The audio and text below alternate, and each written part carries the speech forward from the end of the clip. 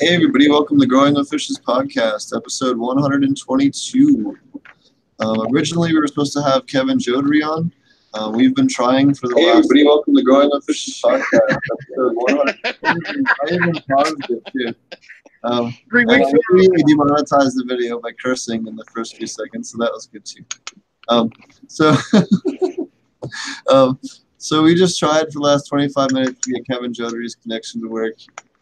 He is in the boonies at the moment and has very poor connection, so we were unable to get him connected. He rescheduled with us for March 7th, so I do apologize for anyone that was hoping to listen to him today. We will get him back on here in a month from now. We already rescheduled the date. Alpenglow will be joining us here in 2 Tuesdays from now, which is another announcement we're going to be making. So we're going to be starting to do Tuesdays starting next week. We're going to start doing 2 shows a week. We have a lot of different guests. There's a lot of people that we want to bring on the show, and I don't feel like waiting until April to get some of these people on. So we're going to start doing the show every other week. And we're going to try to bring on a few more aquaponic people. I have 2 aquaponic guests lined up here in the next few weeks as well. So we'll have a little bit more balance. I know we've been a little bit cannabis heavy. Can I ask a question on that? Sure. Anything different on Tuesday, or is it going to be just kind of a continuation of everything? Just kind of. I think we'll try to lean more towards soil stuff on Monday, but like sometimes it's easier for some of the guests to come on Tuesday, or on Tuesdays. But sometimes it's easier for certain guests to make Tuesdays, and us being on just Thursdays before has kept certain guests from being able to come on the show in the past. So that'll also open that up as well. But try to lean it a little bit more towards soil on those halves of the days, for Tuesdays. Cool. Yeah. So again, I do apologize to everybody about Kevin's connection. We will get him back on here a month from today on March 7th. So. And he will be at the Regenerative Organic Conference in Redway. Yeah. If you missed him tonight, you don't have to miss him. You just go to Josh's website and buy a ticket. Yep.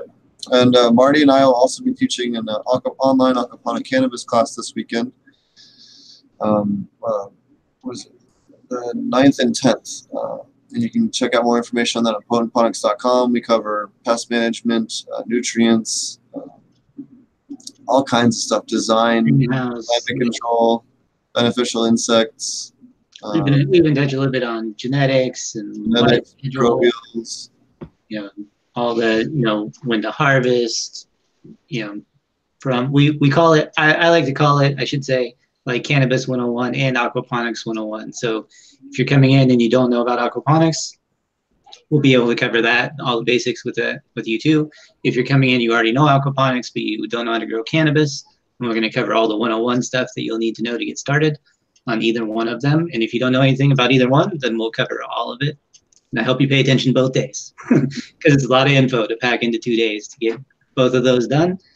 But and beneficial insects also, we have a whole section on that. So IPM, it's a lot, but we try to shove everything into 2 days. We provide a lot of content. Sometimes it can be a lot to sort through. So the idea of the class is to put it all together into 2 days and do an intensive course. So that's what that's for. And we always have a great time with it. Our last class, we had a lot of fun, and I'm sure we will this time too. Is there, do the students have opportunity to ask questions on chat or interact? Yeah. Yeah, so we actually have them usually we limit the class to 10 people so that we can use Hangouts, and then they can interact with us just through Hangouts the same way that we're interacting right now. Oh, okay. So that we can ask questions and do whatever we want. If we get more than 10 people, then we have to change it up a little bit, but that's usually what we try to shoot for. Yeah, if we have more than 10, we just switch it up, and then we have the video separately in a private video, and then we use a private Discord channel, and then do audio chat that way. So that's just the same as if we're talking here. It just doesn't cover up any of the screen. That's a pretty cool format. Yep. Do other people do classes like that, or is that something you guys just kind of came up with? I'm not sure. I'm aware of. Not like that. Everyone else kind of has a recorded, slide deck with them talking at it and some recorded videos, which is cool for people that just want to take it at 3 a.m. in the morning, or people that don't have the ability to take it on weekends, for sure. And at some point, we're hoping to do a format like that. But right now, we just do it live, and I feel, in my opinion, it's better because you get to ask us questions, and we get down different rabbit holes that we wouldn't have ended up on, if you were, just taking a recorded class. Especially, I feel like every kind of class we teach is a little bit different for that reason.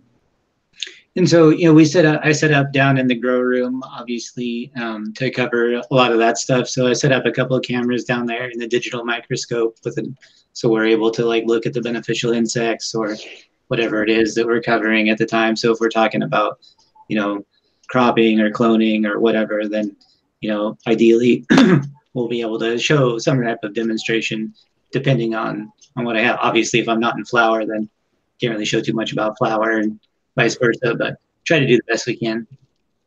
Cool. Yeah, it's a lot of fun, and we've had, I don't even know how many, probably 400 or 500 people I've taught now in that class. At least 500 now, I think, of all the people in all the classes. I've been teaching this class since 2012. It's been featured in High Times, Dope Magazine, a whole bunch of other things. So it's really an in-depth class, and I'm overhauling a bunch of the IPM with a bunch of updated information on to make it even compliant for even the most rigid of states. So really is a good thing to take. And then I know Josh has got actually the reason how I even met Kevin, who was going to be on the show tonight, that wasn't able to join us, but he'll be able to join us here on March 7th, was through Josh's event, the Regenerative Organic Cannabis Conference. The next one's coming up on February 22nd and 24th. And then I also understand you also have online tickets available now for Ann Arbor. Do you want to tell everybody about that?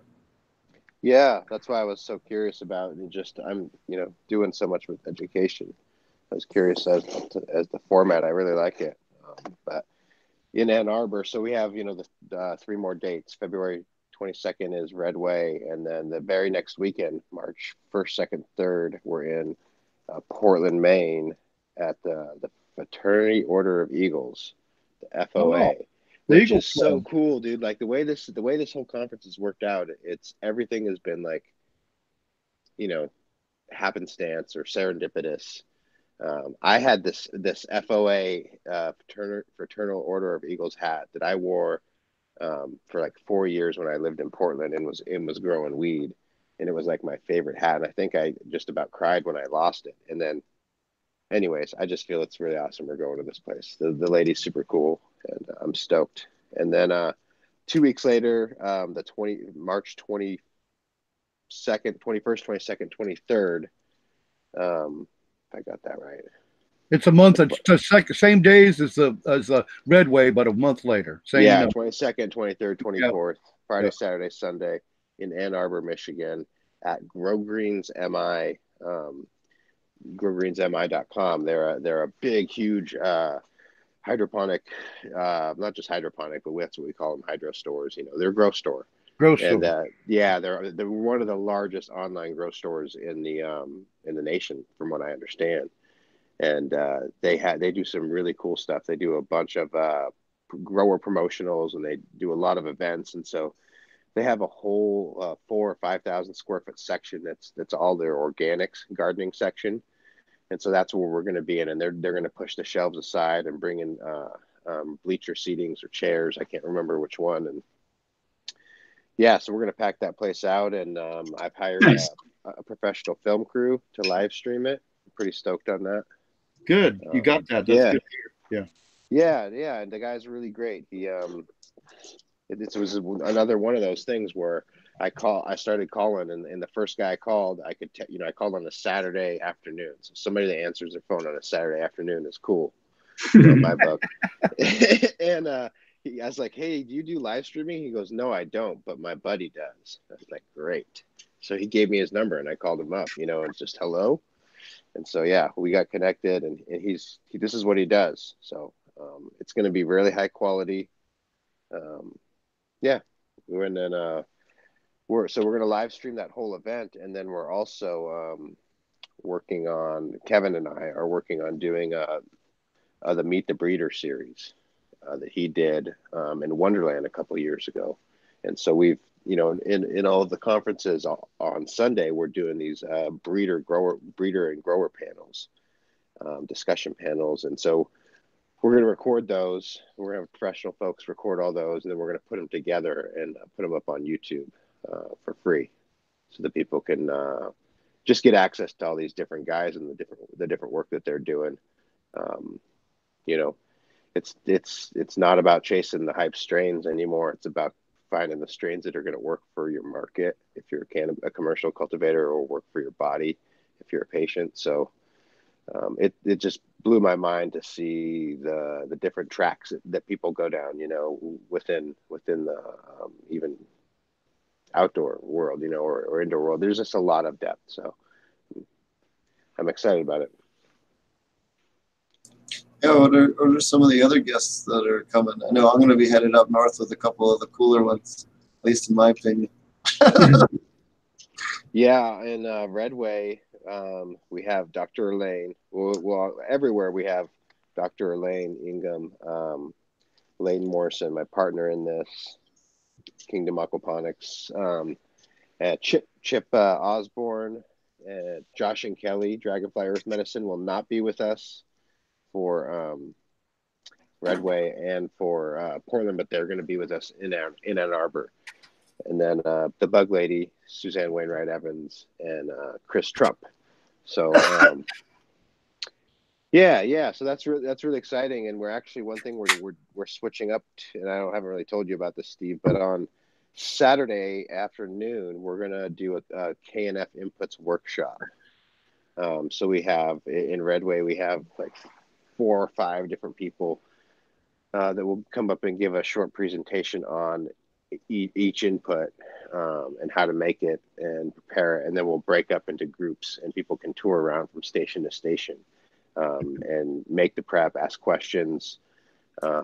Chris will be there wandering around to answer questions. So because a lot of this stuff, is really, it's like cooking or making beer. Mm-hmm. It's hands-on, and you can get the measurement. It's baking. People say, why is baking hard? Baking's hard because you're in a different environment. And so when you look at a recipe book, you're not making adjustments for the humidity in the air and all these different things. And so that's kind of what this stuff is. It's learning to get the feel of it and getting some hands-on with it, so that when you go back to your own environment, you can make those adjustments because you already had kind of an idea, of how to go with it. So, yeah, Wendy, who we're going to have on the show next week, is that right? On Tuesday, yeah. On Tuesday, Wendy's going to come on, and she'll probably talk about this a bit then. But collecting IMO1 can be really hard for some people because they don't know how to cook rice, and if you don't know how to cook rice, you might probably don't know how to cook rice undercooked, And so she actually struggled with it a bunch, and so she's had a ton of learning, and so she's going to teach about it because no one better to teach than someone that's failed a lot, That's what Chris says. If you want to get a response from me, send me your failure. Yeah. Your failure. I can help.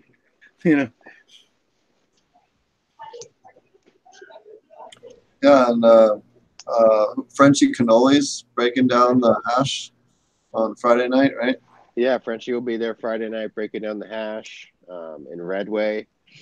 We're gonna, Kevin will be there Sunday morning. He's gonna open up and talk about how he classifies cannabis and the flavors, and then we're gonna go into breeders, and we have a fucking cool.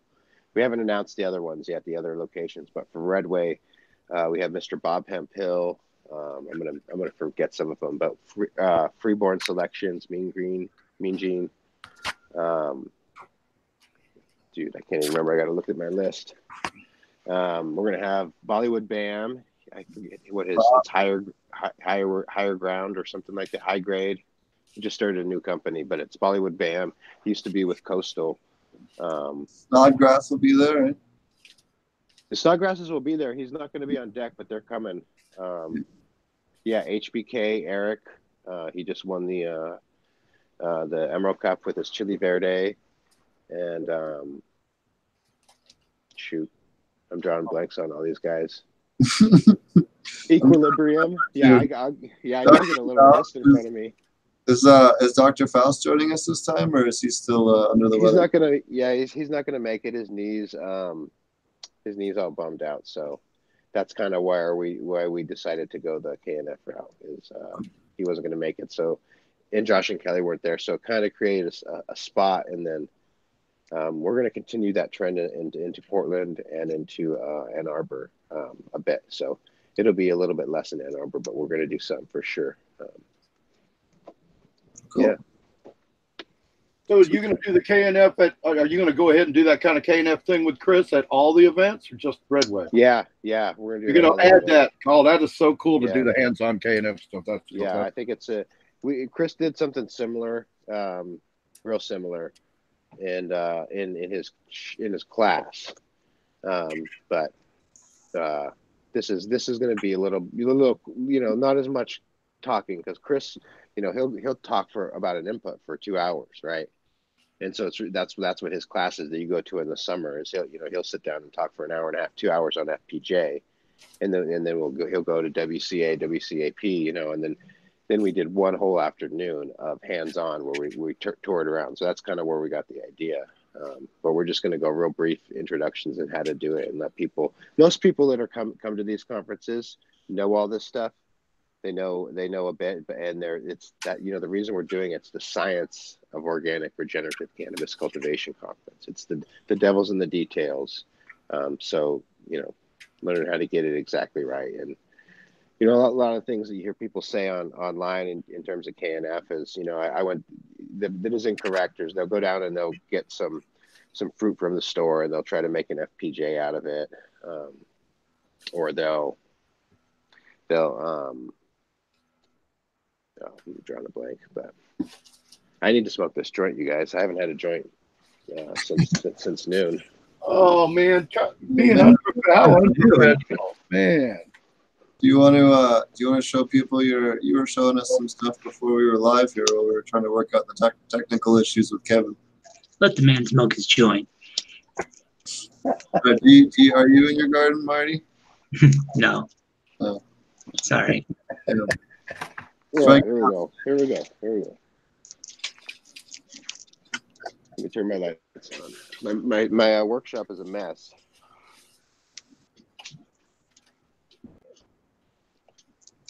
Whoop. There you go. There we go. Did I do it? Nope. And you're back. It's the show technical difficulties tonight. It's because I'm not smoking weed, you guys. Trying. You're not high enough. So, I was telling you guys, this is pretty interesting. I collected this IMO 2. This is IMO 3.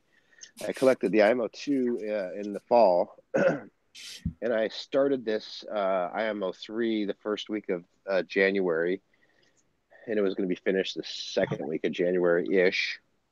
And it didn't heat up. It only got to about 90 degrees, and so I called it a failure. And we had the conference in Vancouver the second week or third week, whatever, in January. So I just closed it up, walked away, and I haven't even looked in this box since. And so I just popped it open this morning, and this is what I see is all this beautiful, white, hairy, saprophytic fungi.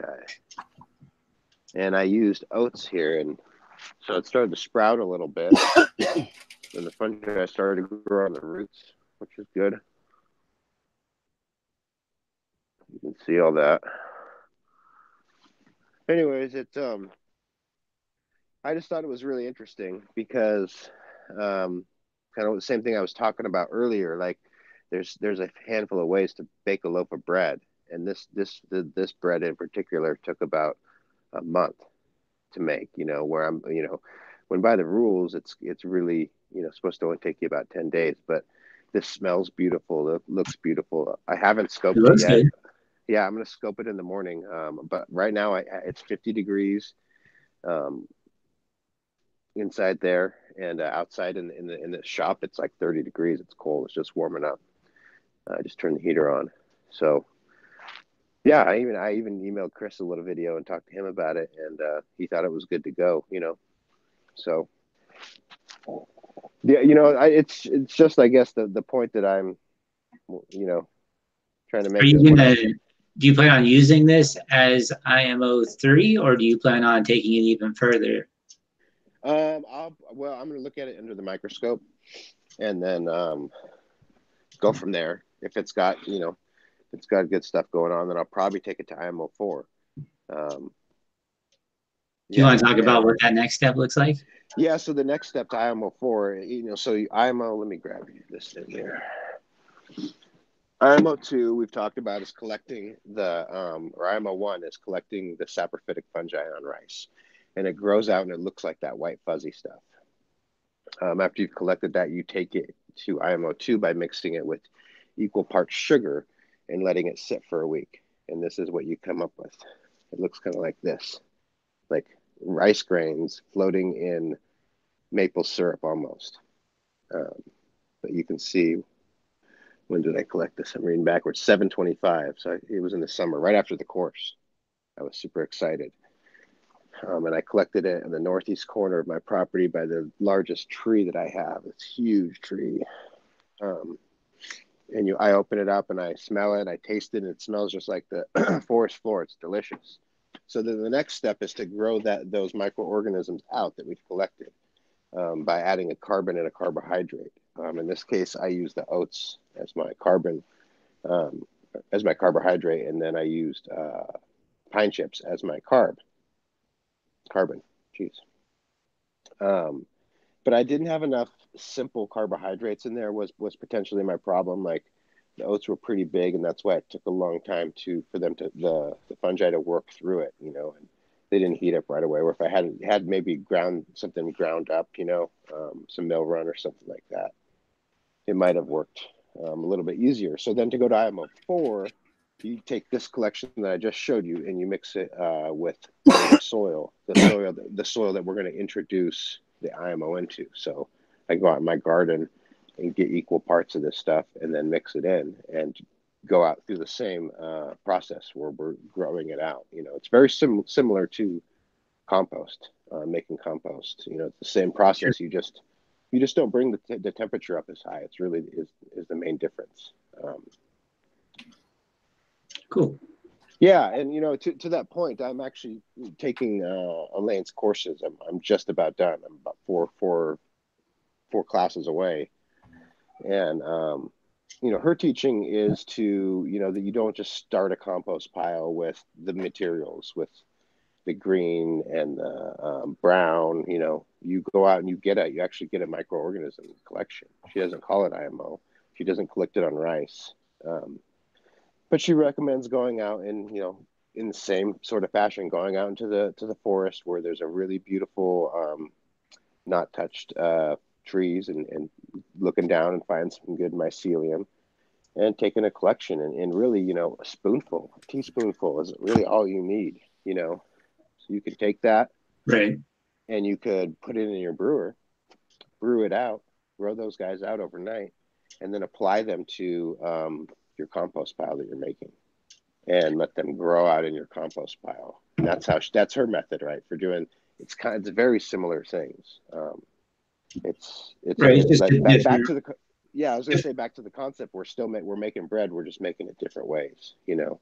Right, and you're still, you know, you're just taking, in both of those cases, you're using what, you know, the IMO, the indigenous microorganisms. Like, even though that's not the name, that's still what she's pulling from to start her pile. She's still growing those indigenous microorganisms versus using something like effective microorganisms that you would buy at a store that were bred in a lab. And so I think it's a very interesting debate. I know we've talked about it before as well. We've had other people on from the more science side, like Colin from Mammoth P, talking about the ways in which they use their lab environment to breed what they were talking about as like super microorganisms. So they had ways of harvesting them and having them grow.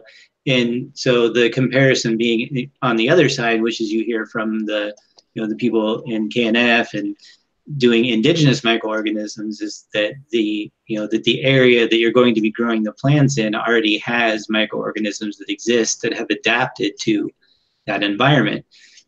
Especially if you take from a place that's already growing plants and fungi in an area already, and that's kind of your idea, is that you're drawing from something that's already adapted to your growing environment, not just bred and all that. But I do think it would be an interesting, like, figuring out some way to do, like, I don't know how you would, but figuring out some way to do like a comparison, like a head-to-head versus scientifically. I was gonna say, like, there's a couple things in there, and you know this, but it's just good to talk about. Yeah. Lab grown microbes die off. Because they're exactly what you're talking about. They're not acclimated to the area. Like Elaine likes to use the analogy. If you were, in Hawaii, in your summer trunks hanging out, and they just swooped you up and all of a sudden threw you into Minnesota in the middle of winter, you'd die really fucking quick. Right. You're not adapted to that shit. It was like in Doctor Strange when they port him to like Mount Everest or whatever it was. She's like, okay, you're gonna die in 30 seconds if you don't figure it out. Like, that's essentially what like what we're talking about there. Right. And I totally get that as well. I do think that especially for indoor growers, it sort of has a different finger to the debate.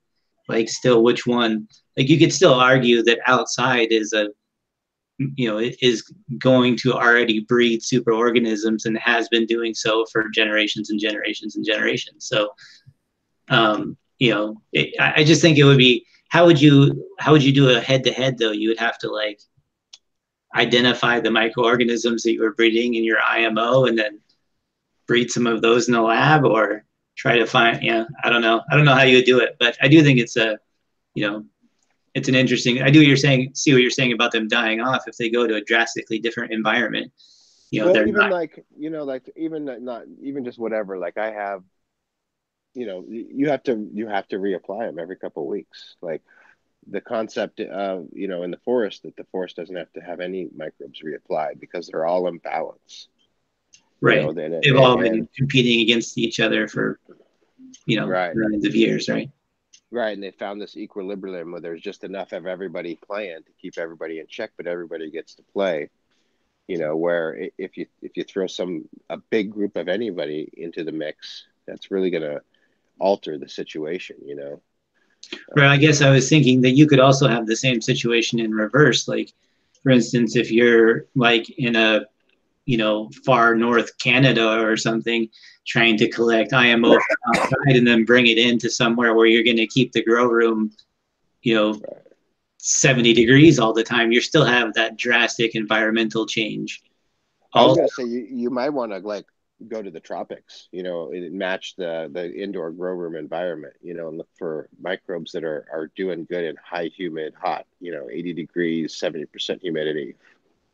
That's how Dr. Efron tells you to go get the fungi. Go to where, like, if you want drought tolerant, you go to the desert. If you want salt tolerant, you go to the edge of brackish water, where plant vegetation starts to grow and thrive. So same way you take it from the desert to the swamp, it's the same deal too. I could just see going to Colombia, taking a bunch of IMO1, bringing it back in a Ziploc bag and explaining that shit at the airport and being like, no, it's IMO1, it's not cocaine. Leighton's run into that shit at the airport. He's like, I'm a soil biologist. It's just microorganisms. Yeah. No, really. It really is just soil. They're like, no. That's hilarious. The other thing I wanted to like just throw out there, and I'm learning this stuff too, in terms of learning to really identify in the microscope. And so when I go to look at this IMO, when I looked at the IMO2, me and Leighton looked at it, we were like, oh fuck, there's nothing there. We saw some bunch of spores, but we didn't even see fungal strains. But we're smelling it and tasting it. So we called Efren up and we got on the phone with him and we talked for like an hour, and he's like, oh no, it's totally right. It's the stage, So they spore, and then we called Chris, and Chris did the same thing. When they go into IMO2, they sporulate. So then in IMO3, we're really growing out. This is what the assumption is, but that Leighton and I have, is that in IMO3 we're growing out again the specific saprophytic fungi, and then when we get to IMO4, we're bringing in soil, or not soil, I should say, earth, dirt.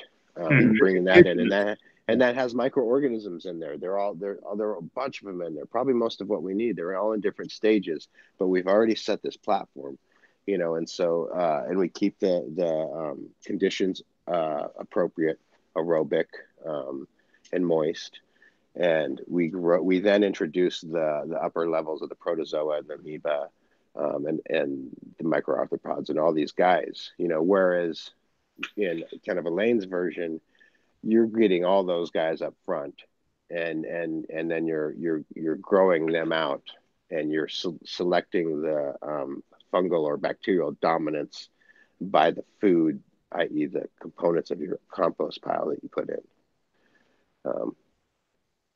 So it's just going to be interesting for me as I'm going through this to be able to send all this stuff into Elaine and talk about it with both Elaine and Chris. I'm excited. Good deal. Yeah, I'm looking at. I keep watching the videos, and I that's kind of, well, I'm glad we got into this tonight, because now that I think I found a spot where I can inject my question. We're looking at the length of time some of these take to make, and like the FAA, which is the fish amino acid, right? It's like a 6-month deal. So my question would be, do you start doing IMO 1 first, or do you do FAA first and because it's going to take 6 months to be ready? So IMO in Korean natural farming, IMO, that's what I was, they're kind of the same thing. That's what I was trying to say. It's compost. It's a different process, but the end result is that you're getting bread, if you will, like using that analogy. So I think that's the heart and soul of KNF, and the heart and soul of gardening and life is the microorganisms supporting everything. Right. And the other inputs are nutrients. They're plant available nutrients. So FAA, it's a nitrogen.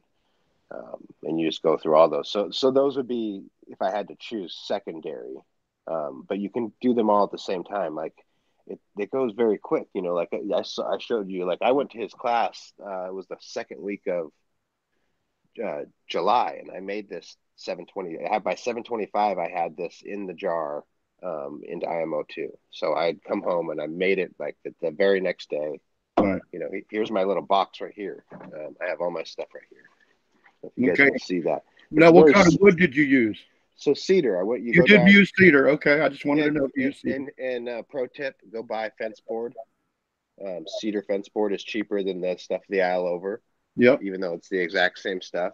So then I just have a few nails and I cut holes in it. And then I had some hardware cloth laying around. Can you guys see that? Yep. Yeah, the hardware cloth. And so I had that out, and I had my first collection in a week. The next day, I made all these boxes. I made my rice. I sent my wife and son down to the beach to go collect seashells, and pick up some bones for me. And so I started a fire, and I cooked all those when they got back and dropped them in vinegar. And then the next morning I woke up really early and collected plants around my property and made FPJ. I think in that same day I made FAA too. I did it all in one day, just a big foul swoop, because for me, I'm pretty comfortable in the kitchen. I cook a lot, and I brew a lot of beer. So these, once I got hold of these processes, it was really easy, for me to just hop in and do them. But that's my point. My point is that they are pretty simple, and any one of us, any newbie person could do them all in 2 or 3 days, no problem. And I think that one of the things to keep in mind too is that it's not like you have to do this like once a month or something like that. Right. Like you can make large batches relatively easily, or even just enough to where you're going to be doing it like once, maybe twice a year is probably more like it. And some of them are best to collect during certain times of the year. And part of the reason why you take it far is to be able to store it once you've grown your microorganisms and you want to keep them around for longer. Then that's what you get into, like the IMO 5, right? Right. Yeah. I was going to say this. So this tells the story too. I went to the class. We could look at the dates, but this is my WCAP 717. That was the same day I remember that I made my IMO. I put my IMO boxes, and by 725 I had it into IMO 2, which that's the beauty of this. This is stable. This is stable for a couple of years. Right.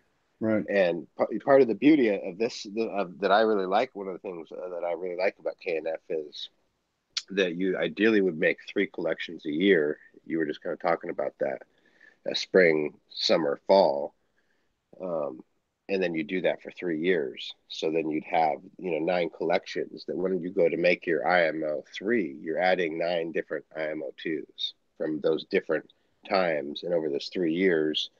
You would have, the concept is that you would have gone through the cycle, right? You'd have the drought, you'd have the flood, you'd have kind of the range of what goes on. And then you'd also have growing out the range of microorganisms that were adapted to those situations.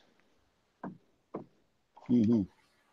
No, one of the other parts of after I asked that question about what do you start with, I just remembered a lot of the, what do you call it, inputs, right? A lot of the inputs, you use IMO as the last ingredient in a lot of the inputs, don't you? Like even I can't remember. Don't you put some IMO and FAA at the end? Yes, you do. Yeah, so you have to have the IMO first. That answers my question. Okay. Yeah, you've got to have IMO. Well, you don't have to. So I made my FAA that same day, 7/17, without having my IMO. Ideally, you'd put in IMO 4. Yeah, that's what it was. Okay. Yeah, because in that stage you've worked in the upper level of microorganisms, which I think is why you see. Sorry, go ahead. The substitute is leaf mold and humic acid. If you don't have IMO 4 and you want to make FAA, go ahead, Phil. Okay. No, thanks for that. I was just, excuse me. I was just going to say that's why you see a lot of people that only make, they'll make a big batch of IMO 3 and essentially just use that to mix with their soil to grow in. They don't ever really take it past that. I've seen a number of people that just essentially take it to IMO 3, use it for that season, and then make IMO 3 again the next season. So there are a variety of different ways to accomplish the same task. You don't have to necessarily take it all the way to IMO 5 in order for it to be useful. But it does, obviously, the purpose is storing it for longer and being able to inoculate with it and use it in other parts of KNF. So right. Really that too.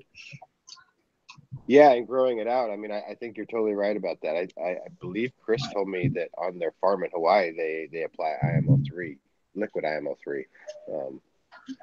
But because they've already put IMO 4 out there and they've kind of already got most of the players, so when they're spraying, they're just kind of buffering, which I'm talking a lot, but another little interesting thing that Leighton had just mentioned to me, in terms of applying beneficial insects or beneficial microorganisms, compost tea, IMO, and the moon cycles that he did a sampling and was able to see the trend of the microorganisms dying down in between the moon cycles. And so the concept would be that you apply, at the low point to keep everybody riding high all the way through. Cool.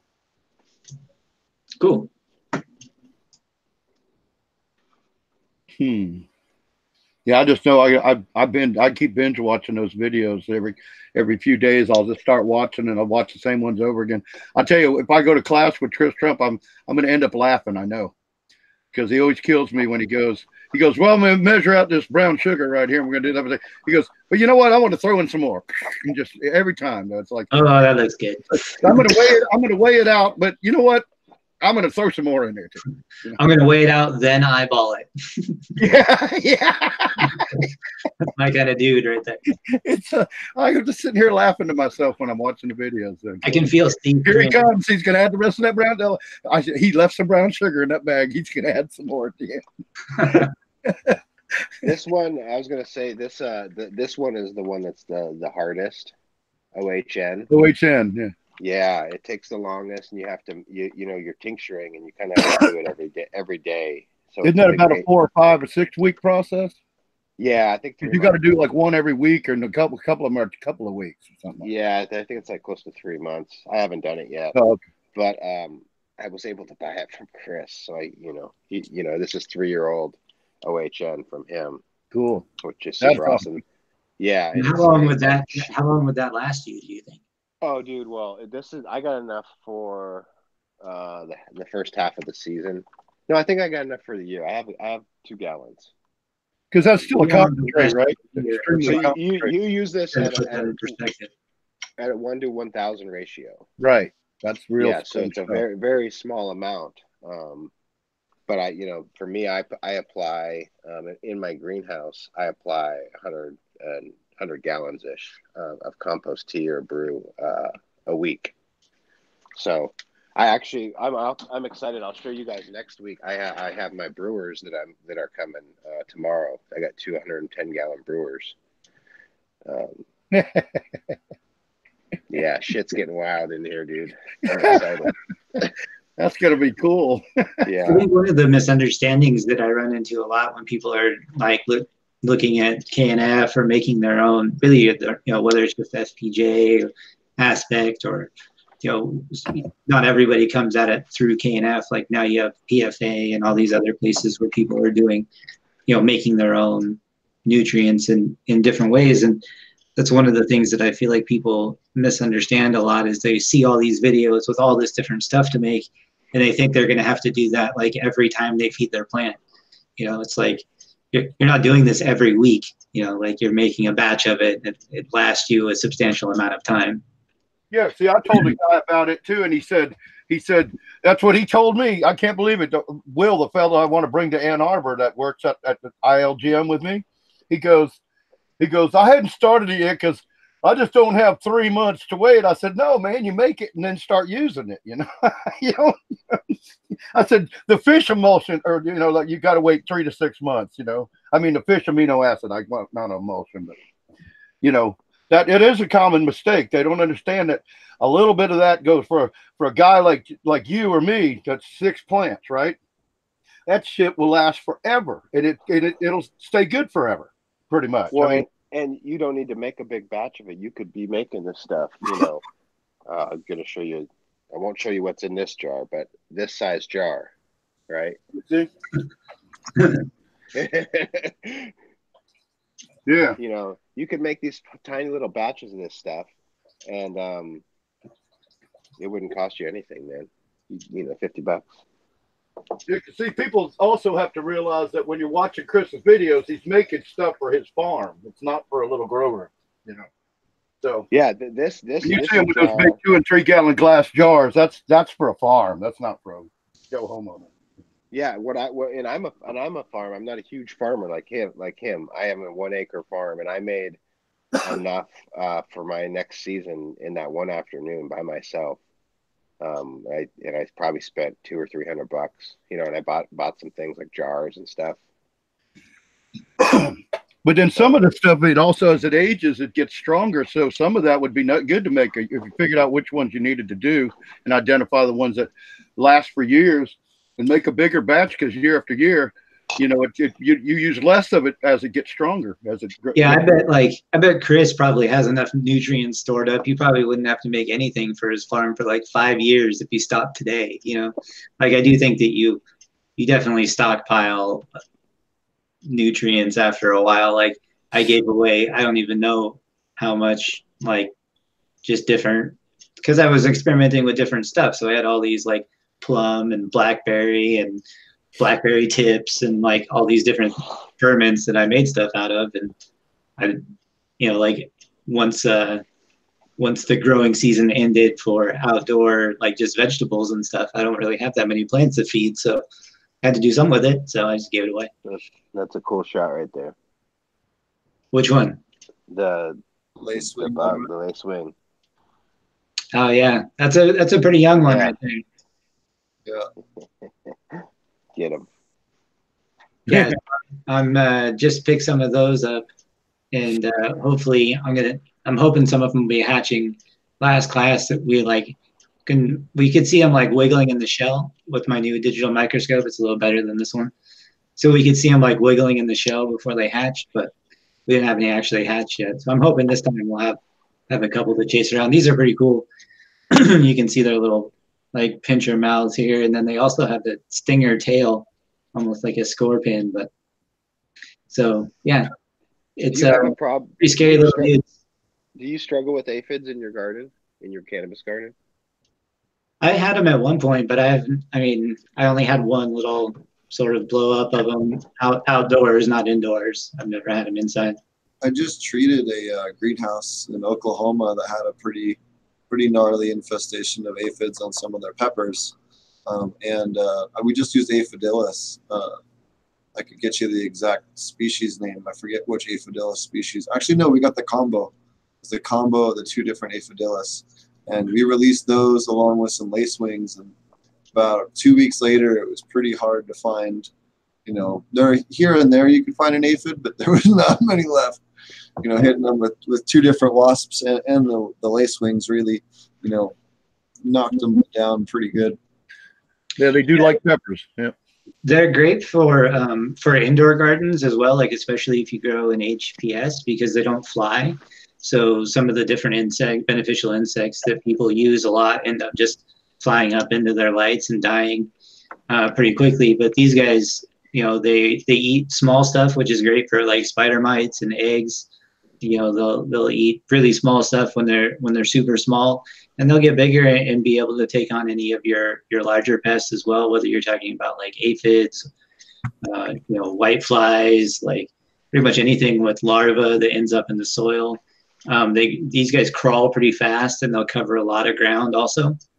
They can just come on these little cards, and what I do, you can see them, you know, a couple of them hatching here. And what I'll do is come around and just kind of shake some of those guys off and move them around a little bit every day. And I feel like, you know, kind of increases the coverage. But they're really cool because they're large enough that you can check on them, but they're small enough that they eat, you know, even the smallest prey and eggs. So they're also pretty cheap. So they're kind of my go-to like army in terms of like infestation and whatever.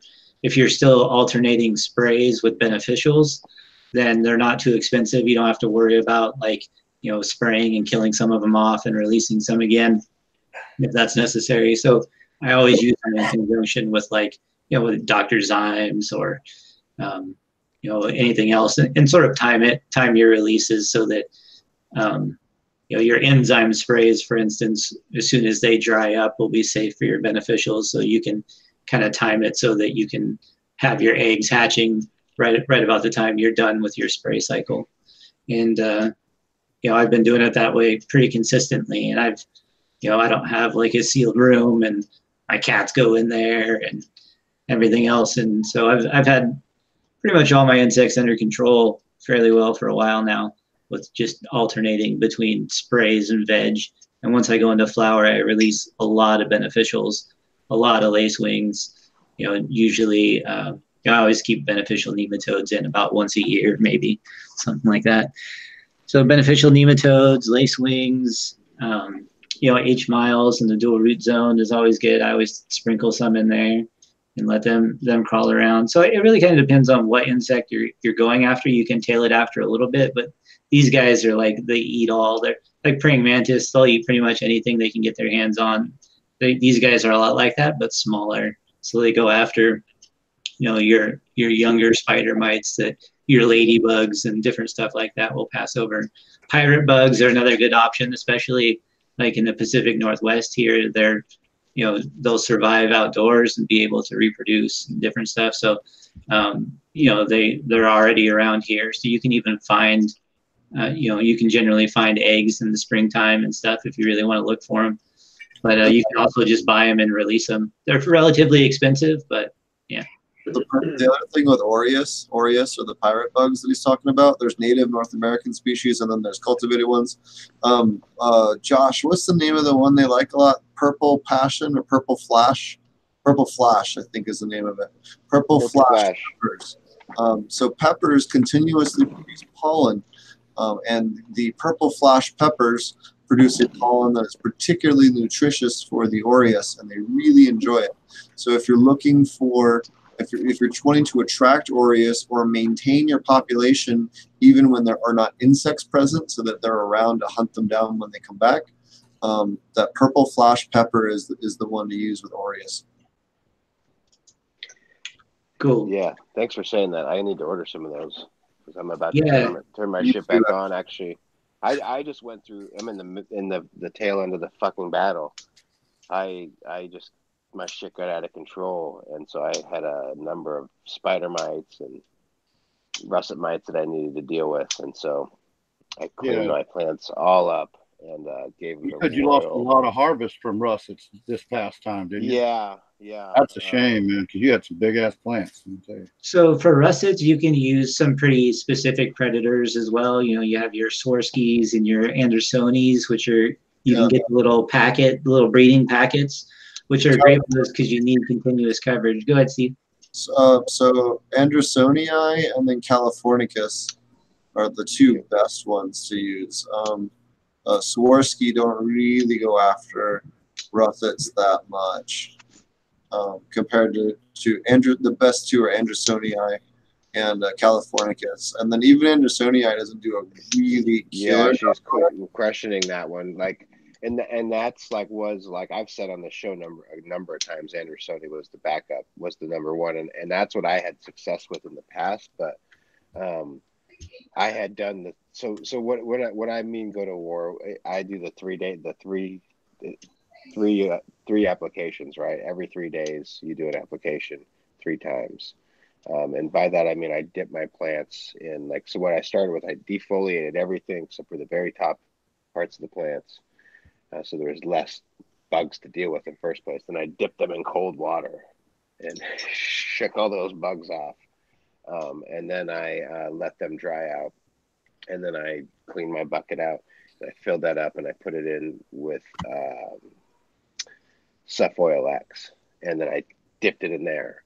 And then I, let them dry out and let it go 3 days. And then I did that again. Yesterday, and so in 2 days I'll do the same thing again, and then from there I'll apply my beneficials, so that I've knocked everything back to hopefully dead. But what I was going to say is I did that before, and I thought I had the problem all taken care of, and I applied a bunch of insects, a bunch of Andersoni, way overloaded it, and it didn't control it. So I didn't get any cucumaris in there though. We had someone else from chat suggest Galidromus occidentalis, which is one I have not used or heard of before. I'm going to write that down. What is it? Galidromus occidentalis. I'll put it in chat for you. Yeah, I'll ask in the main chat. I'll put it in the. I'll ask Suzanne about it. I mean. Yeah, that's one I had not heard of for use. People are doing all sorts of shit to kill these guys. I'm not too concerned about it. I think I got to beat back at this point. But what I was going to bring up is has anybody here had any issues with the new aphid? Bang aphids. Is that what it's called? Bang aphids. Yeah, BHAG.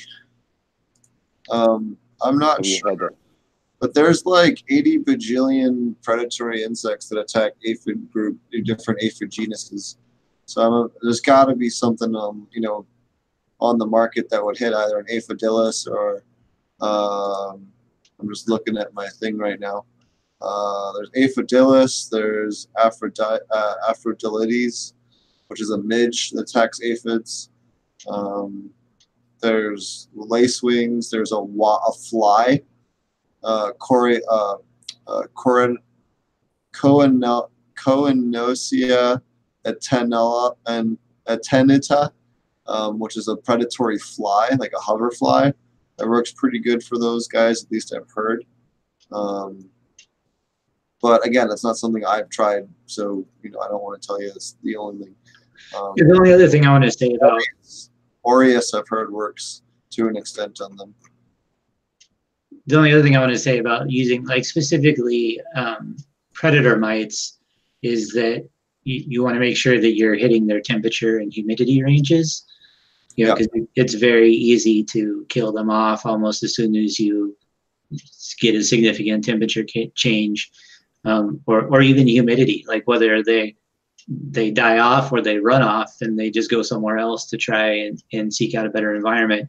You're still not going to get much coverage from your beneficial mites if you don't have an environment for them to survive in. They'll stick to the area that you put them in and either die off, or they'll crawl off your plants and go look for something else and die somewhere else. So that's the other thing. There's a number, like especially like your triple threat predators that you see a lot of times that are advertised for sale are going to be for your higher humidity ranges.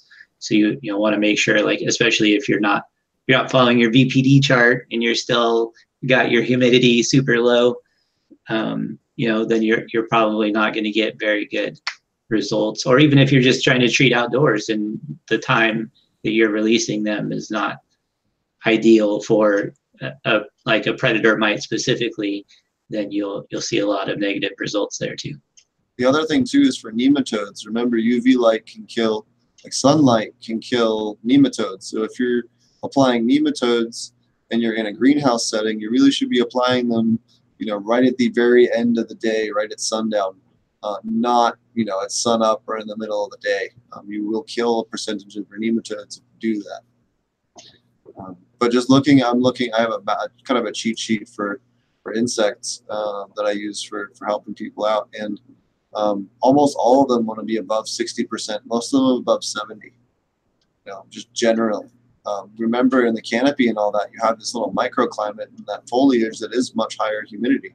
So, they're not used to low humidity environments. So making sure that you do monitor and maintain your humidity in your grow is very important, especially if you're going to go the beneficial insect route, which is great for hash making and things like that, because you can sift out your insects and then just be left with, if there is anything that doesn't leave the plant, and then you're left with just a clean product. There's no contamination of those gland heads. If you go and spray it with neem or something halfway through flower, you're going to taste it. It's going to get into the gland heads, and it's not good. Even in late veg, you can taste it. So for sure, I think there's like one of those, like I think the Californicus or whatever it is does go like a little bit lower temperature, a little bit lower humidity. So they vary a little bit, but not most of them are going to be like 60% plus. So even if you have to artificially create that environment for a short amount of time, you'll get a lot more, literally a lot more life out of your beneficial insects. Yeah, because if they get too cold, they go into what's the dormancy name for mites? There's a name for it, but they go into this dormant mode, and it's not good. It can screw up their life cycles and all kinds of stuff. So making sure, again, at nighttime, I'm just looking here at lace wings are pretty tolerant of cold temperatures. Russets are not. Neosuillus falacius is a predatory mite. That's another one that takes down to 35 degrees. There's a bunch of these guys. Digiphalus Icea, which is a predatory wasp. He goes down to about 59. Some of your ladybirds, a lot of your ladybird beetles will take down to 55 as well. Most of your beetles are 55 and above. So, using the right insect for the temperature, especially in the greenhouse setting, is going to make a huge difference.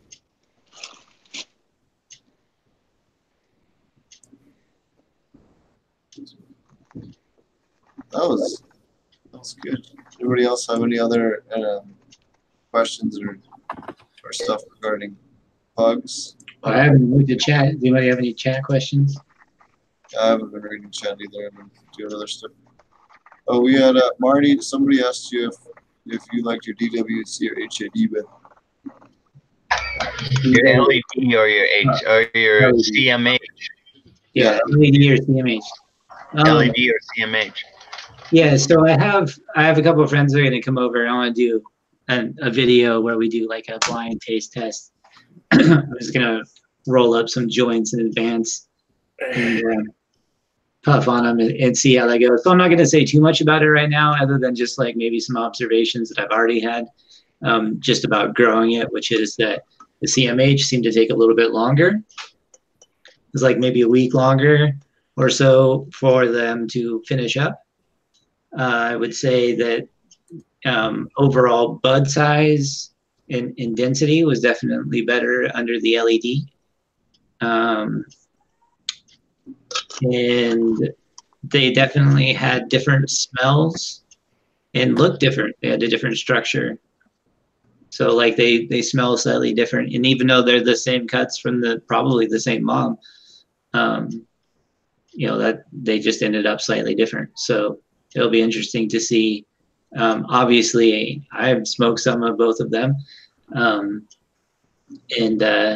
I'm going to save it for the video. So I'm hoping to get that done next week because I got the class this weekend. But I'm hoping to get that done and get that posted up to my YouTube, which is AP Meds on YouTube. You guys can check that out. But they still both came out great. I'll say that. I enjoy both of them. I've enjoyed both of them during this show. A guest or guests that I'd like to have on are these dudes up in Canada, the Maple Butter Boys on Instagram, and they're hash guys, and they run multiple rooms. They run LED rooms, metal halide rooms, HPS rooms, and they're selecting just for ice wax, basically full melt. And they've got it dialed down to strain specific for each lighting situation, which is going to produce the best for each strain. Put this strain in metal halide, put this strain in LED, put this one in HPS type deal. It's pretty interesting stuff. So yeah, we should have them on for sure to talk about it one of these days. Yeah, that'd be really cool to have them on sometime. I definitely want to get them on. They had some super fire shit we smoked. When we went out to lunch with Hash Church, Marcus from Hash Church, helping exactly. And a whole bunch of other guys after touring Marcus's facility over there at Embark. He's going to be on not next week, the week after that or something. I don't know, cool. Sometime other month Marcus is going to be on. But yeah, so that'll be really good. But yeah, we went out to lunch with those guys, and we were sitting out front of this restaurant with these. What were those little electronic dab rigs? Those I forget. Yeah, they're cool. You hit the bottom and it vibrates when it's ready, and super cool. But we were sitting out front of this restaurant just dabbing, which is fucking awesome because you can't do that in the States really. So that was really. I don't think you can do it there either. I think we just did it. Oh no, you can totally do that. So you can legally smoke cannabis anywhere. You can legally smoke tobacco in Canada now. Huh.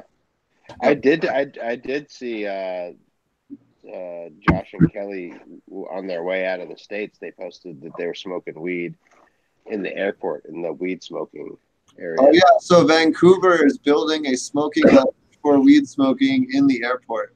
Yeah. Not to mention that. That's dope. Yeah.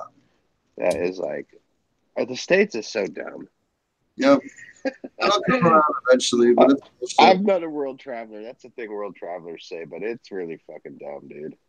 Oh yeah, man. We're all working on our Caribbean getaways. Don't worry. So I also wanted to bring up a lot of questions on the Facebook group this week about spraying stuff, what you can spray on it. Remember, anything you spray on that plant, unless you're going to defoliate that part of the plant before you run it, is going to stay in that plant. Remember, your smallest trichomes are going to be produced in veg, and then there's a lot of activity going on. So that resin can bind in those and then transfer, or those oils can bind in those smaller trichome heads and actually end up in your product later on, which is why you definitely want to defoliate any areas you sprayed, before you go ahead and turn that stuff into anything you're going to use or smoke, especially if you can help it. So like really high quality hash. I actually had some really nice hash the other day, and you could taste some of the a little bit of the neem in it, and it was like, after smoking all that stuff in Vancouver and everything else, it was like noticeable, So gross. I'm gonna make a shirt that says "fuck neem." Yeah, see, I don't like neem oil either because of that same thing. You can't get that taste out of there, man. No, neem. Maybe I'll say "fuck your neem cakes." But yeah, so it's definitely something that you want to make sure that you're avoiding when possible, and try to use beneficial insects, or CO2 them, run, we've talked about that on the show before, putting them in a little gas chamber, or there's other methods you can use to, or probiotic methods. There's also we've talked about some of those on the show. We'll be talking about some of those with some of the upcoming guests, but there's lots of different options you can use without necessarily going directly to chemical or essential oil sprays that can then change the flavor and enter those gland heads, especially in flower. It can really screw you up. Yeah, I think that's a good piece of advice. Just you really can't spray stuff in flower. That's, you're kind of screwed if you get to that point. That's why the beneficials are better. I didn't hear you, Steve. You muted. Just even halfway through veg, you should really be careful about using anything even close to when you're going to flip them. Yeah, I'm a no spray. Now, if you can't use it in aquaponics, evidently, and you can't use it with anybody using worms. But another thing that I like, and I know not everybody's a big fan of this, but if you're in a sterile hydro environment or anything like that, or you don't have any kind of bugs in your soil at all, you can use Diatomaceous Earth too. Then you just have to deal with washing off your plants before you harvest them.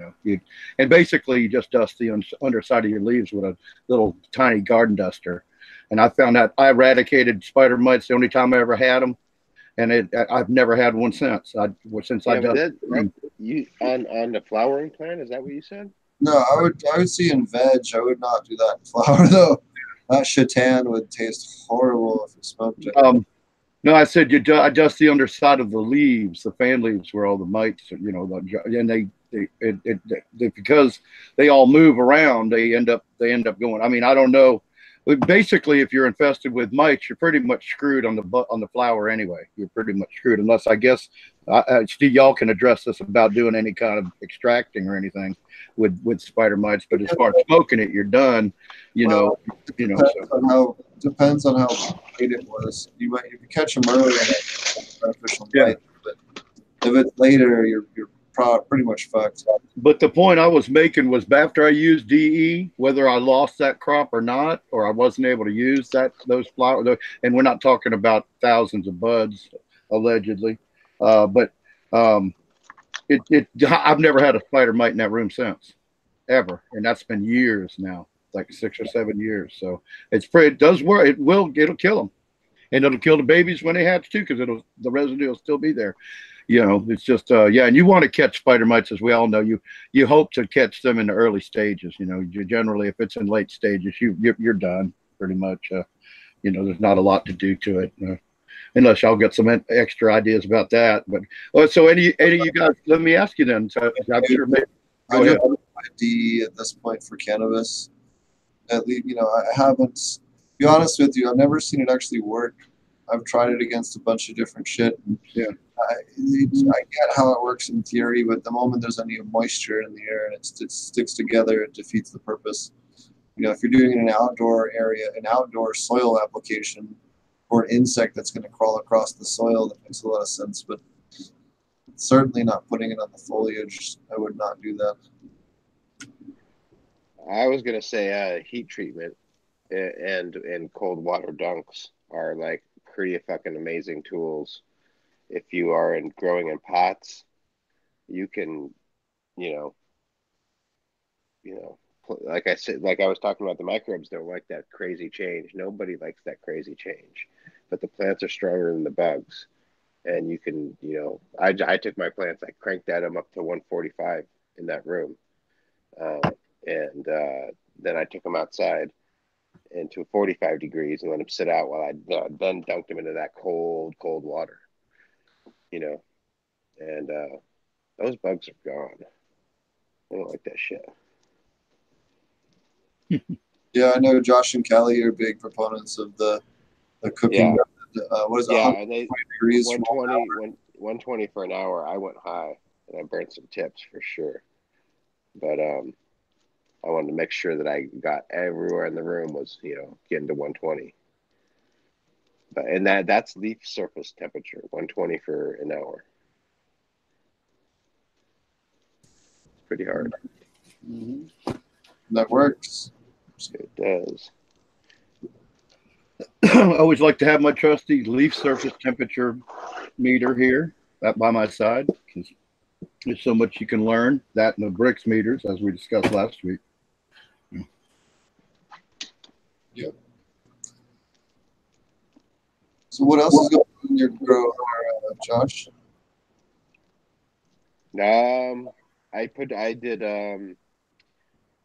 I finished my radiant floor system, or my test run, my first bed. I turned it on. I do not have the thermostat set up, so I just have it hot wired. That's what I'm trying to say. But yeah, 2 days later, I got the bed to 72 degrees.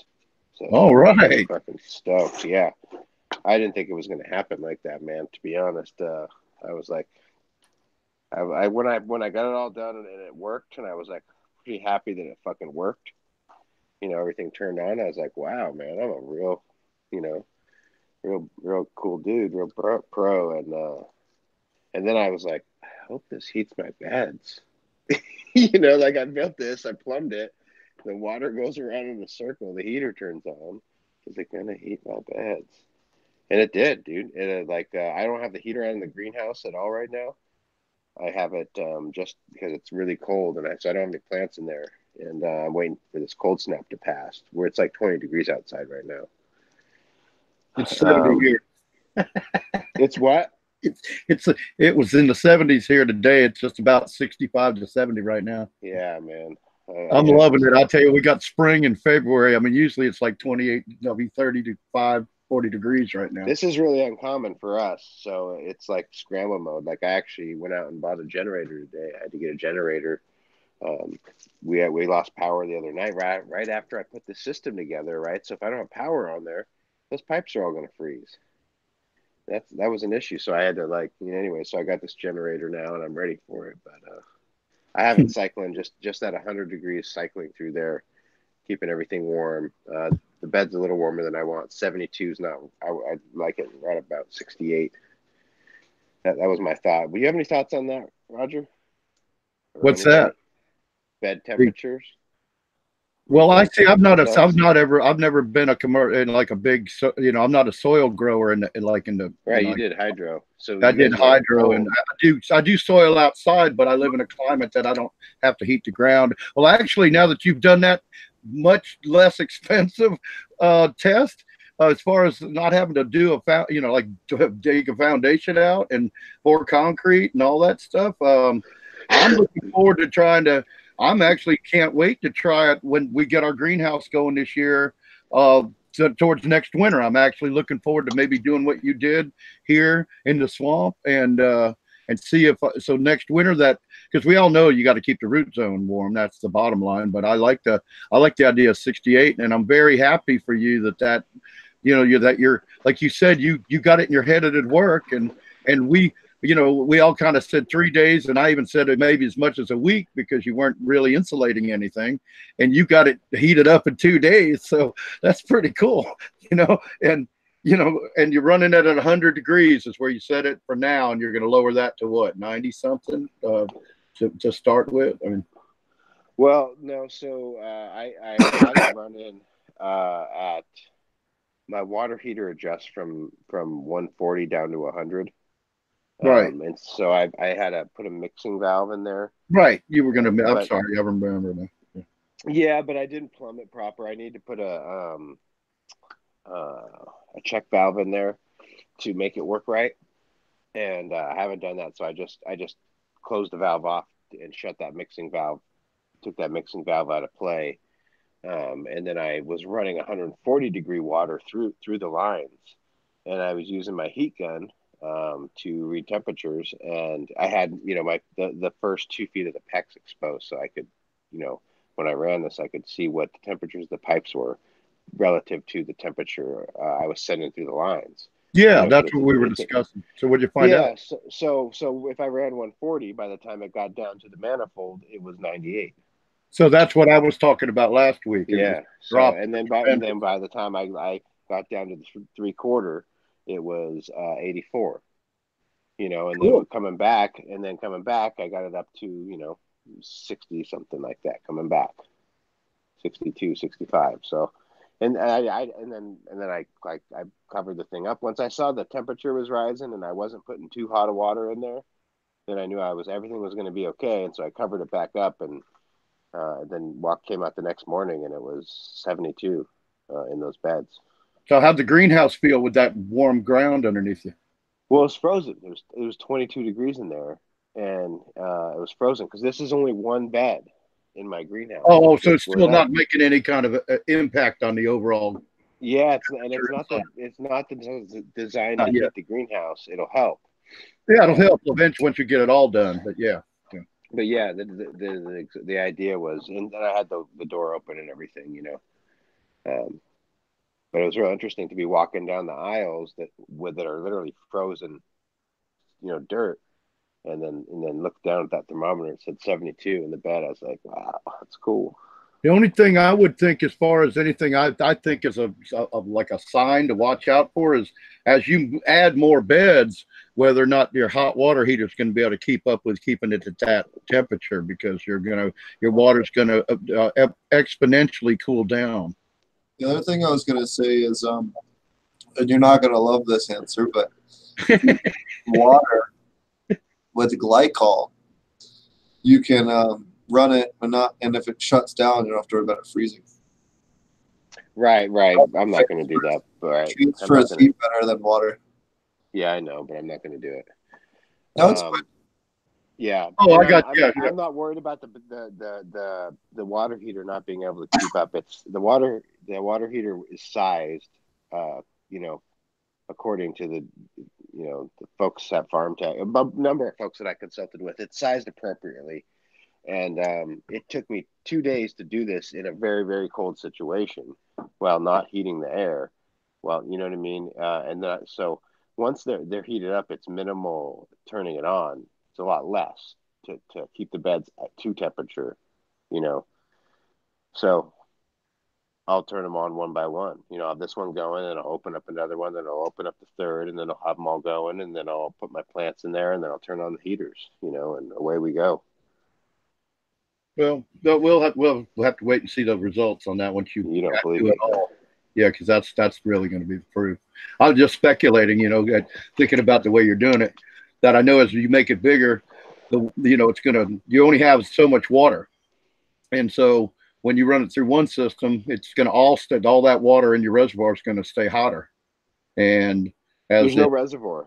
Oh, there's no. You're just coming. Well, okay. How is there not a reservoir? It's a tankless heater.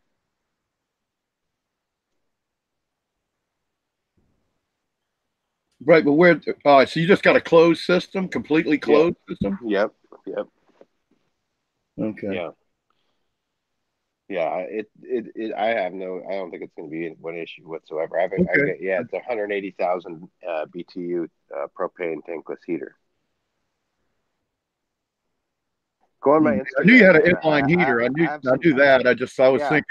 I was thinking that once you charge all them lines with water, you know, but maybe not under that. If that's what you're doing, that might work. Go look at my Instagram. I have it on there. Nobody's really done it before like that I know of too much, you know. So we did that with a propane tank, and then we also had a separate loop. We had 2 loops on it. And one loop ran to the subfloor, and then one to the intake heater. Right. Yeah. So a lot of people will do subfloors inside a concrete slab. Right. And right. And or they'll also do underneath benches. And Steve was talking about using it in the fish tank. You can do it however the fuck you want. Yep. So I have a 6-zone relay board that I bought. Right. So I have 3 bed zones, and then I'm going to do a wall zone. You know, run it 6 feet high around all the walls. You know, a pipe. 2 or 3 pipes. I haven't figured out exactly how many, but. And then I'll probably have one that heats a fish tank, you know. Well, that'll work out real good for you then, yeah, by having that large capacity heater, that's for sure. Yeah. And then once everything's up to temperature, you remember it's just like kicking off just a little bit here, a little bit there to crank everything, you know, keep everything to temperature. So I it's like I said, it was 22 degrees in my greenhouse, and I'm keeping the bed at 74. I don't think there's going to be any problem when I turn that heater on to keep those other 2 beds, you know, to 68. But we'll see. You're right. Yeah, but again, you're still not covering that much area. I was thinking you're going to be laying a lot more pipe out than that, you know, a lot more. So that sounds pretty good. I like that. You're going to be up to your ears in PEX pipe. Mm-hmm. It'd be I think 5,000 feet of PEX. Might as well use it.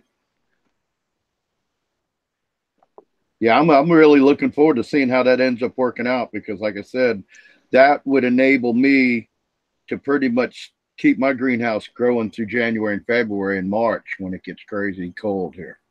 You know, like we're like having springtime weather here, but in the end of April, it might freeze to go down to 28 for a week, you know, and it's like if I try to start early because I think it's, you know, we're going to have warm spring or a warm winter, then it'll hit me with 2 weeks of minus 30-degree weather and kill everything I planted. I did that one year. I thought I was going to be slick and start early, and I started 250 pepper plants. And then at the end of April, it went down to 28 degrees for about 5 days straight. I was literally out in the greenhouse throwing them all in a corner and building 2x4s covered with plastic and throwing every heater I could find in there. I ended up with about 75 plants in the end. I lost 175 plants. So let that be a lesson to you. Don't rush your seedlings into the greenhouse. Unless you know it's going to be warm enough to keep them alive. Because that sucked, man. I was stoked that year, and yeah, it bit me in the butt. And then last year, just like almost like this year, I wouldn't have lost my crop at this point. My pepper plants would still be alive, and I believe tomatoes might have made it too. But if I had them growing this year, we've gotten down into just freezing or a little below like 3 times, but it was only for a short period of time, and then in the day it heated back up. At least the coldest day we had after a freezing night, we've only had about 4 or 5, was about 45 to 50 degrees in the daytime. So, you know, that would have allowed them to recover a bit, even though we all know cell damage, you know, really starts occurring below 50. You know, you start getting cell damage and cell death as you approach 40 and lower. But yeah, I'm really happy about that you went ahead and did that, because I really don't have the money to pour a concrete slab. Yeah, well, and I didn't do it because of the cheap, the saving money on the slab. I mean, that's nice, but I just wanted to grow directly in the ground. Well, yeah, I know that was your reasoning, because you would have done the slab if it wasn't for your sciences that you're going to grow down to China. You know. Yep. He's trying to produce a plant that'll reach the center of the earth.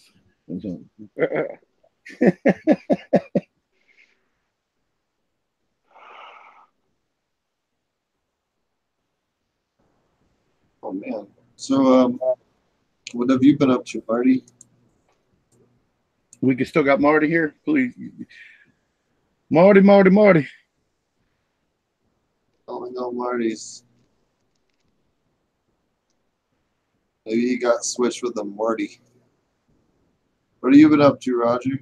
Oh, just cleaning up the. Now we've got our fencing pretty much. Well, it's not done, but I got it to where the county I can actually do work I want to do instead of building fences for the county, and so we've been working on cleaning up and retaking the greenhouse is overgrown. It's embarrassing how overgrown it is, but I was sick for a long time, so I got a good excuse. But I'm excited because when we cleaned out all the stuff, I mean, I literally had like a road, like a driveway going by it, and we had to go take trees out of there. Little trees. And I found, here's the cool thing. I've got a swing set that was, a long time ago, I grew some Reliant grapes that I got from Johnny Seeds. I got some rooted stem, rooted sticks of the grape plants. They have a 3-pack, you get a blush, a red, a white, and a blush colored grape, and they're all were really good.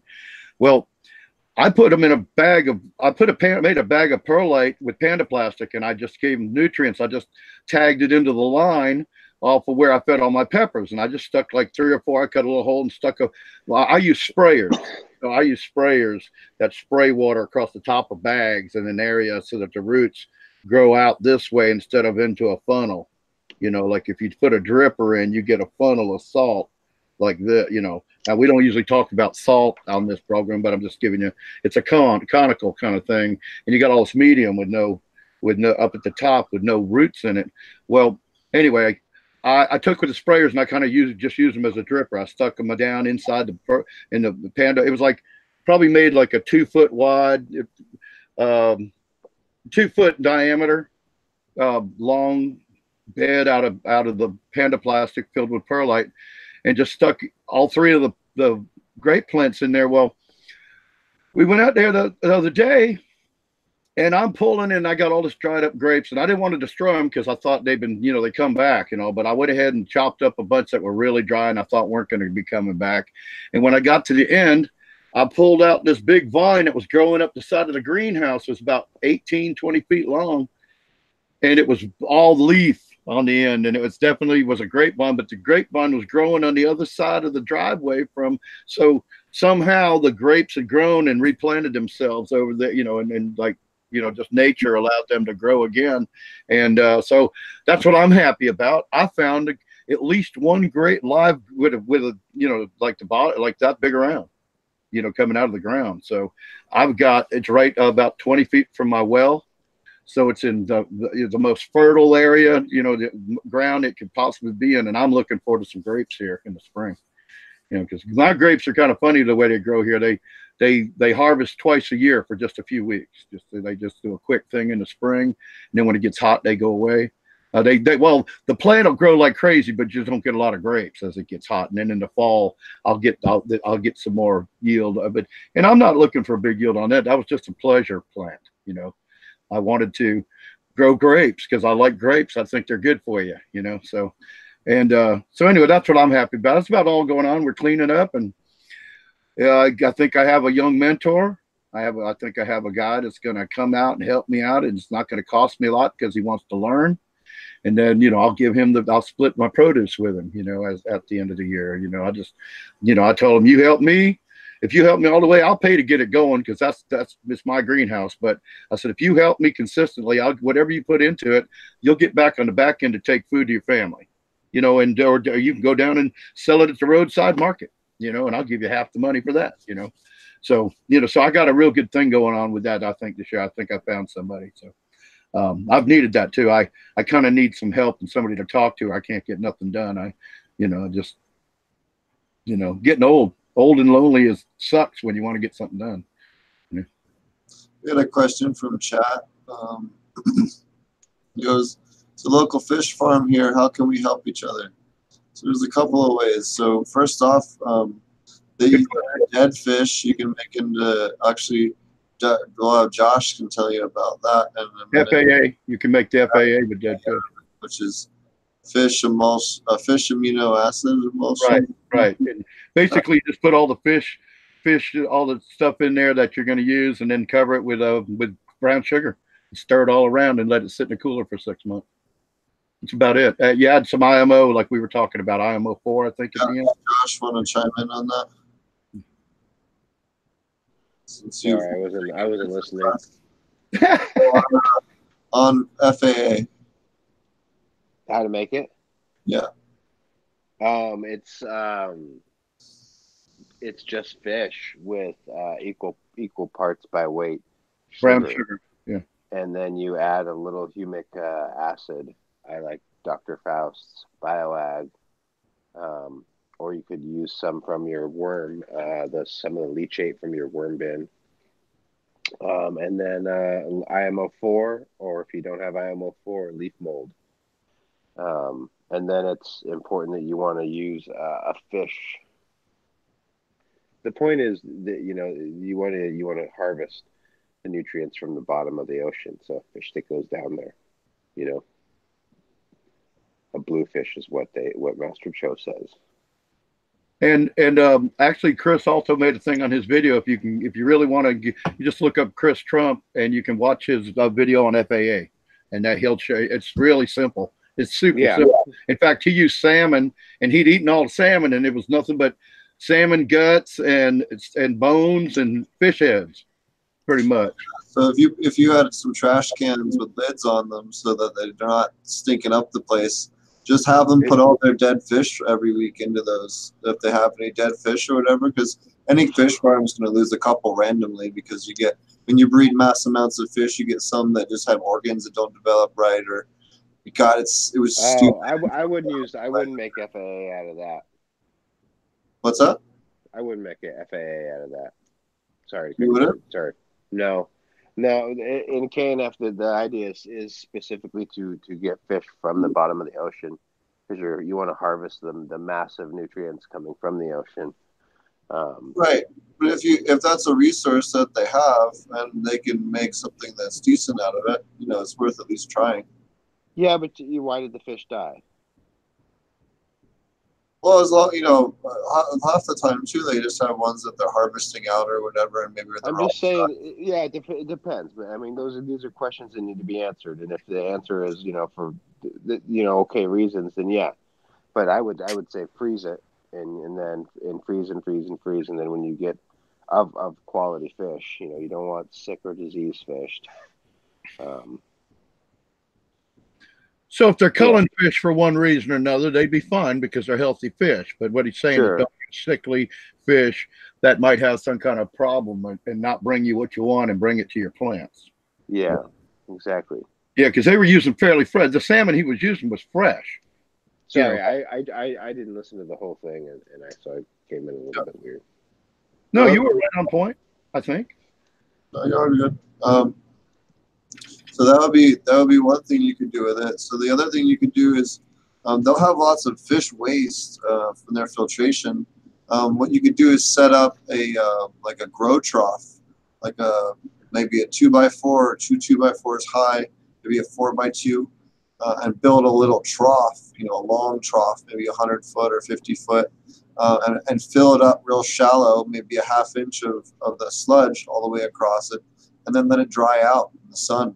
And then come back the next day or two, pick up all the fish chips, bag it up, and then do it again. And you can sell that similar to worm castings, and it was extremely good. I know quite a few different aquaponic companies that sell that fresh worm. They call it or fish castings or fish waste.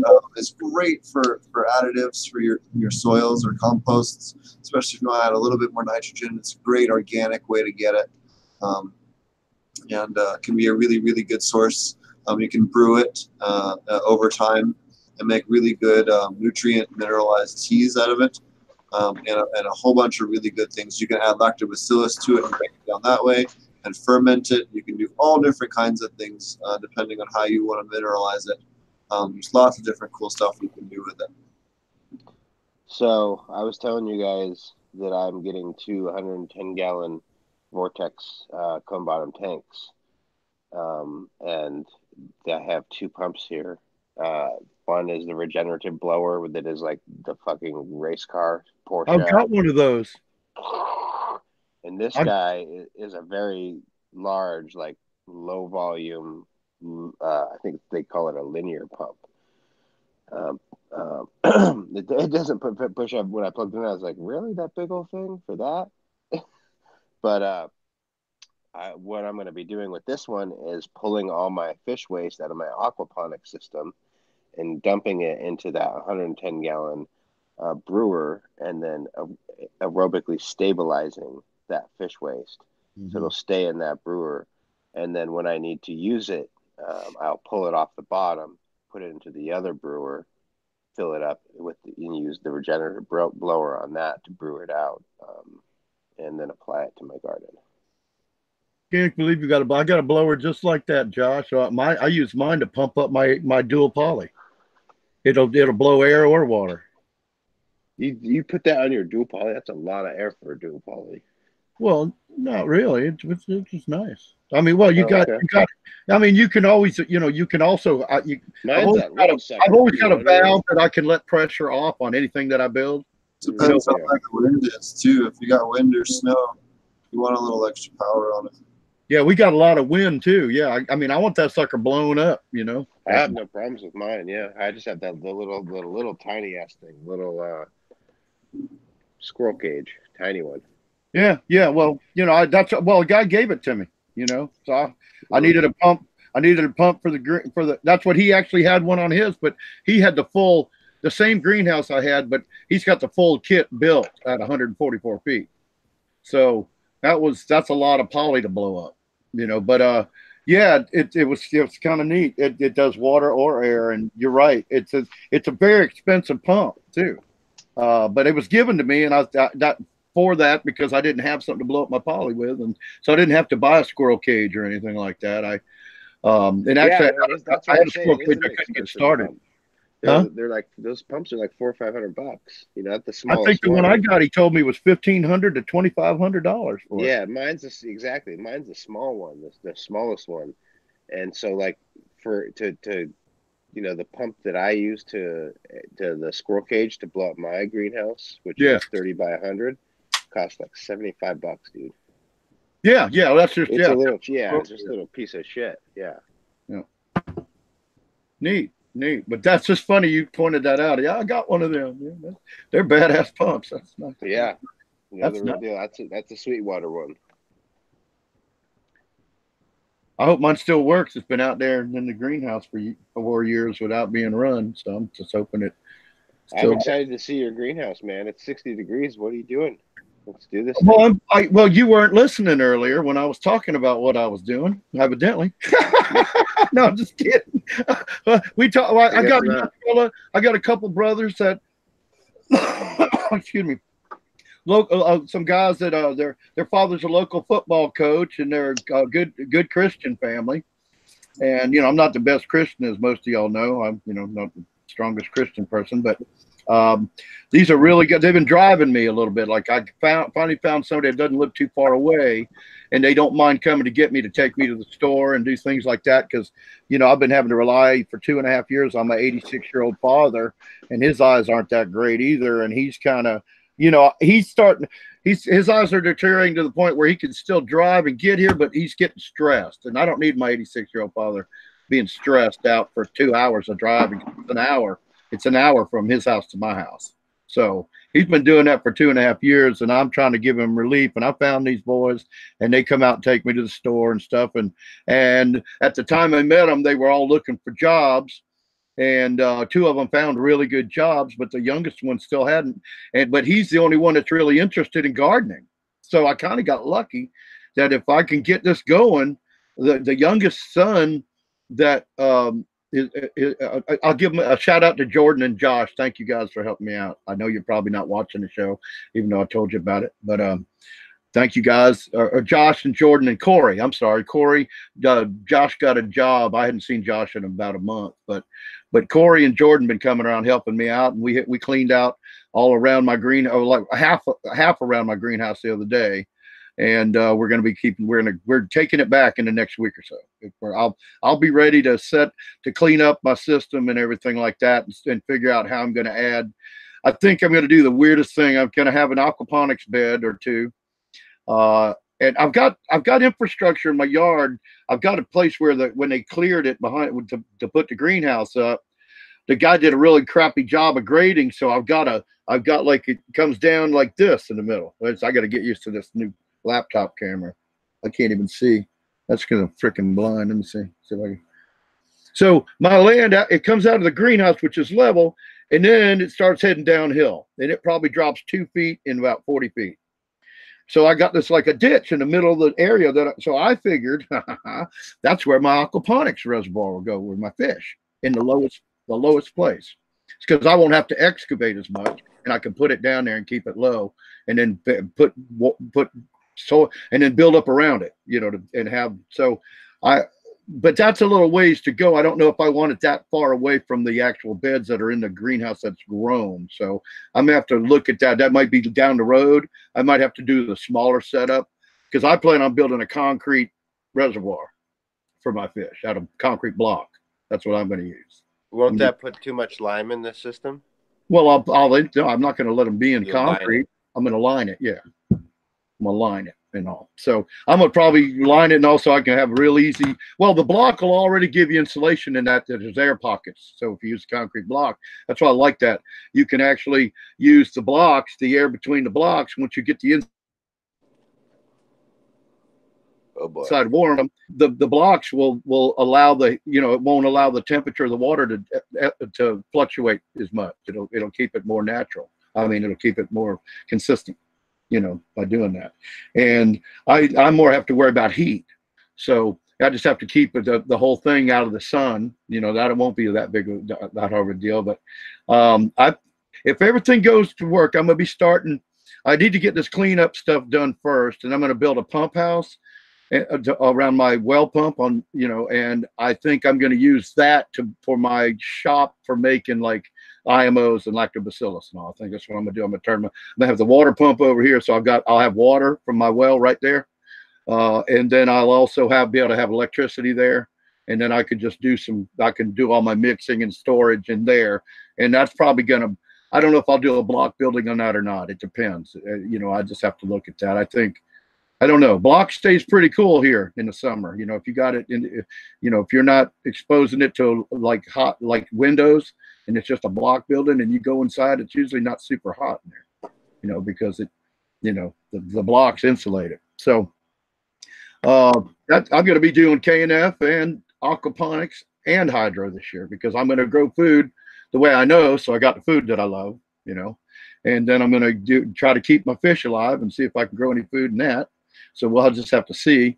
And pretty much, there's no way I know that I know that I'll be able to grow food in Knf without a doubt. The only reason I don't know about aquaponics is because, like everybody says, you kill a lot of fish. So, I'm egotistical enough to think that because I've got such great mentors to teach me, that have taught me and things that are going to be doing, and some of you guys are sharing cycled water with me, that I'm going to be able to keep my fish alive. I'm just going to be positive that I'm going to keep my fish alive. I think that you just these guys might probably correct me, but I say just start with a few fish, dude, and let the system start to populate. If you don't got to be in a hurry. Like most people that start them, they're like in a fucking gangbusters hurry. You're an experienced gardener. You're not like racing to get something harvested, Just start building the biology. You understand the basic building blocks. Like get some fish in there to shit and build the biology. Oh, so you're just saying go ahead and start my pond and get that pond going right now, or my 55-gallon drum or whatever. Yeah, you just start with anything, even like a little aquarium in your fucking trailer right there, dude, and get that stuff cycling. And then you got biology, and then you can grow that biology out. Oh, because you just take a quart jar of that out of the aquarium and dump it in your new big pond out there, that's 300 gallons or whatever. Yeah. You take it from the filter or the sludge from the bottom. It's the best place to take it. Okay. Well, you guys, everybody out there listening, we're back to some basic aquaponic stuff again, because this is how you start. And I'm eager. I'm really eager to start. I can't.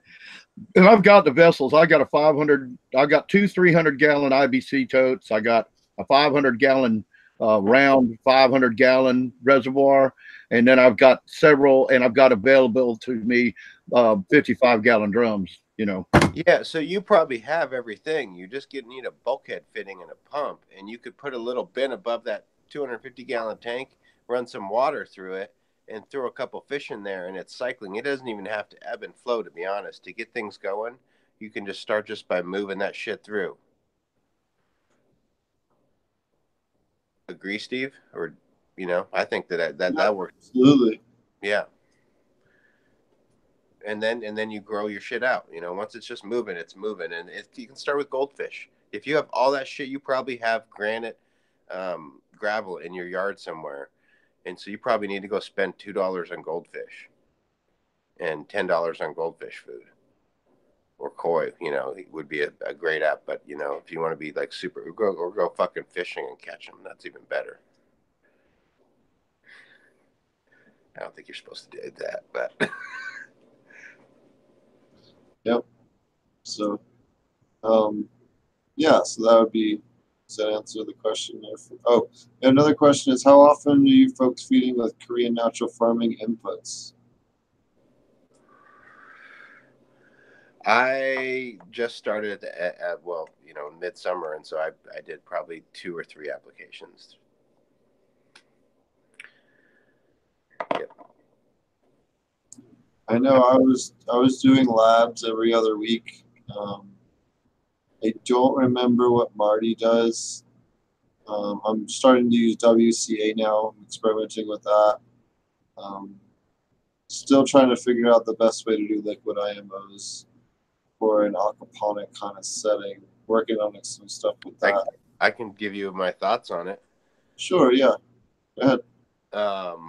When I had a warehouse, I was making labs, and actually I made a couple FPJs, and I ran an aquaponic system in one loop, and then I would pull that off into a vortex brewer that was always going, right? And so then it would just top off type thing with the aquaponic water. It was a very short line. I made it as short as I could, and it would vortex brew. And then so in that vortex brew, I could add all sorts of shit into it. But you could just send that right on back in, would be a way to approach it.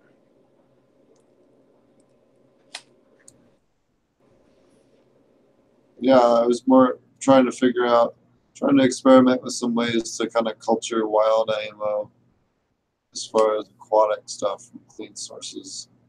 Experiment. Okay, sorry, I totally didn't understand. No, because like the whole wet rice thing doesn't really work with water. Yeah, sorry, I misunderstood what you're saying. Now I do get you. Yeah. Sorry. So well, wouldn't that be just as simple as putting a fucking filter in the ocean? Well, so I want stuff that'll survive in freshwater. Or in a pond. A healthy. So you want moving water, so you're not dealing with, certain pathogens. There's certain things that you can kind of rule out, at least from fast moving water.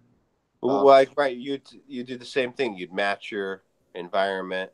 Sure. So I've been experimenting with like rice bags with really fine why not stuff, and then putting rice in that and trying that. And then I've also tried doing taking sponges, like saltwater sponges, and putting them in these putting them like a half-inch underneath the layer of gravel, and then coming back for them in a week or two, and then taking the sponges back out and letting them colonize.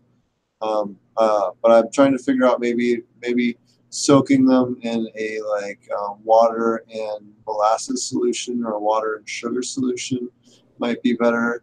I don't know. I'm trying to figure this out as far as how to attract them into that so that I could take them out and then culture them in an aquaponic system, or in at least in a.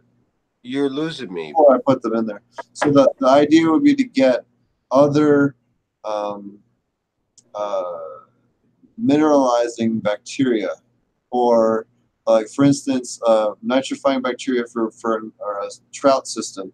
Okay, well, typically the Nitrosoma, nitrospira you get for a tropical aquarium will shut down almost completely when it hits 55 degrees, 50 to 55 degrees. The nitrite really has a hard time converting to nitrate because it just slows down the metabolism of those microbes. But if you go to, say, like a stream in Colorado in the mountains and you get some sponges and you put them in there and you can collect those nitrifying bacteria that are adapted to 32 degree, 34 degree water and put them in a system that's 50 some degrees, they're going to kick ass, or 40 degrees. They're going to really kick ass because that's the upper range of their temperature. That's where they're going to replicate the fastest. So that's kind of what I'm talking about as far as how can I go and collect that or collect, stuff that does phosphorus or other things, trying to get. But isn't the answer just a sponge? Well, yeah, but my thing is that what can I impregnate the sponge with to attract them? So that, like, for instance, with I can tell you that starches, or do I need to do like a powdered starch plus a sugar, or what would be the best? No, so that it's not the starch, it's the sugar, but it's for collecting fungi. You're not collecting any fungi, right? Well, there is some aquatic fungi. Okay. So I don't want to totally rule that out. You know what I mean? And bacteria are going to come and feed on that just the same. I would soak your sponge in like OHN, a solution of OHN and like FA. Well, not FAA. You got that in there. I don't know, man. I mean, like, so as you were saying that, like, I realized I raised trout, and I had them outside in my 250-gallon tank, and then the water running inside my grow room in my office that I showed you there. Remember? And I didn't do any of that. I just got the trout, and they were tiny ass little fucking trout. I got them tiny. Oh no, and I totally, that'll work. No problem. I'm trying to maximize the mineralization loops of each of the minerals that are to make them the same way that you're doing with IMOs and trying to introduce proper biodiversity to your soils. I want to try and replicate that, for, Right. Couldn't it be as simple as starting with like a 5-gallon bucket from the healthiest stream in the environment that you're nearby, and then instead of dumping that into a huge system, grow it out slowly add water to it, Well, I think part of it too would be to get some from the sediment, the silt. Yeah, totally. That's where that's your filter. A piece of wood that's been in the river for a long time. Right. And some of the fish. And some of the fucking fish, dude. Like, catch some fish. Yeah, if it's legal where you are, catch some fish. Be a gangster, dude. Catch a trout. But yeah, so that can definitely be a way to maximize something that I've been researching, and then at least using as a way to try and collect microbes that are potentially useful. Those are my new shirts. Be a gangster, catch a trout, and fuck Neem cakes. Well, now that you talk about the fish, I wanted to ask you, Steve. I see your message over here. I think I know what you're talking about, but I didn't think I gave out too much info. You're good. But we know that I'm looking at this job working at a fishery this year, and I've talked about it, but I can't give too many details out of that. But I do know that they do bass and they do crappie and brim. So, and of course, and they're indigenous. So, in that case, what do you think about crappie or brim as a fish to use in your aquaponic system? So crappie are very hard to get to feed on pellets. Okay. That's the biggest problem with crappie. Now, if you have a nursery that you can get, a hatchery that you can get baby crappie that are pellet feeding, then that's fine. But in general, if you get fry and expect them to be, pellet ready, They generally are a bitch to get to. That's the biggest problem. Well, I was thinking at this fishery they might be doing that, but that's a good thing for me to know to ask now. Okay, yeah, how they're feeding them. No, if they're already feeding on pellets, well, you know, the other thing is that if you have to make sure that they're all the same size. If you can't really add more later, you got to add all of one generation, same hatching. Yeah. And, you know, and they're you're still one or two, and they get picked off like fast enough. But someone else brought that up. But yeah, if they're not well fed, they definitely will feed on each other. Perch will do that too. But crappie and perch both are great because you can lower the temperature in the wintertime, and they'll still be just fine. So you're talking about perch is the same as I do. The brim is a perch, the same thing basically. Is it? I thought brim was a type of crappie. No, well, I think brim looks to me like a you know, a perch that we used to catch. You know, when I was a kid going fishing, they look the same. A crappie is a little longer. You know, like I don't know. See, I was wondering because you're the fish guy. So, because you worked in the fish stores and all, and you just said perch when I was talking about brim and crappie, because I consider them two different fish that we fish for here in the lake, and they're, you know, little and they're pain in the butt. Brim especially a pain in the butt to eat, to get all the bones out and everything like that because they're small. Carp can be a little bony too.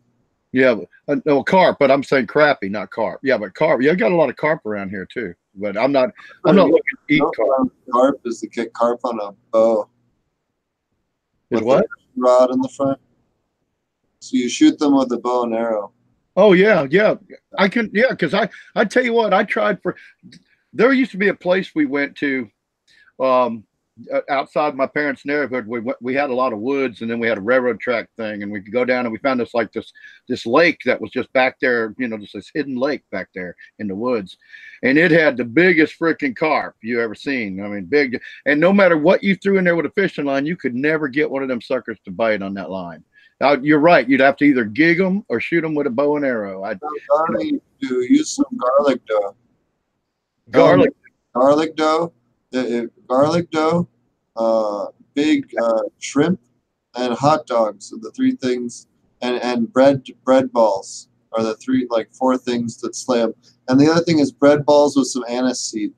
They really can't resist that either. Those are like, you know, if you bring some of each of those, you'll catch a carp. Wow.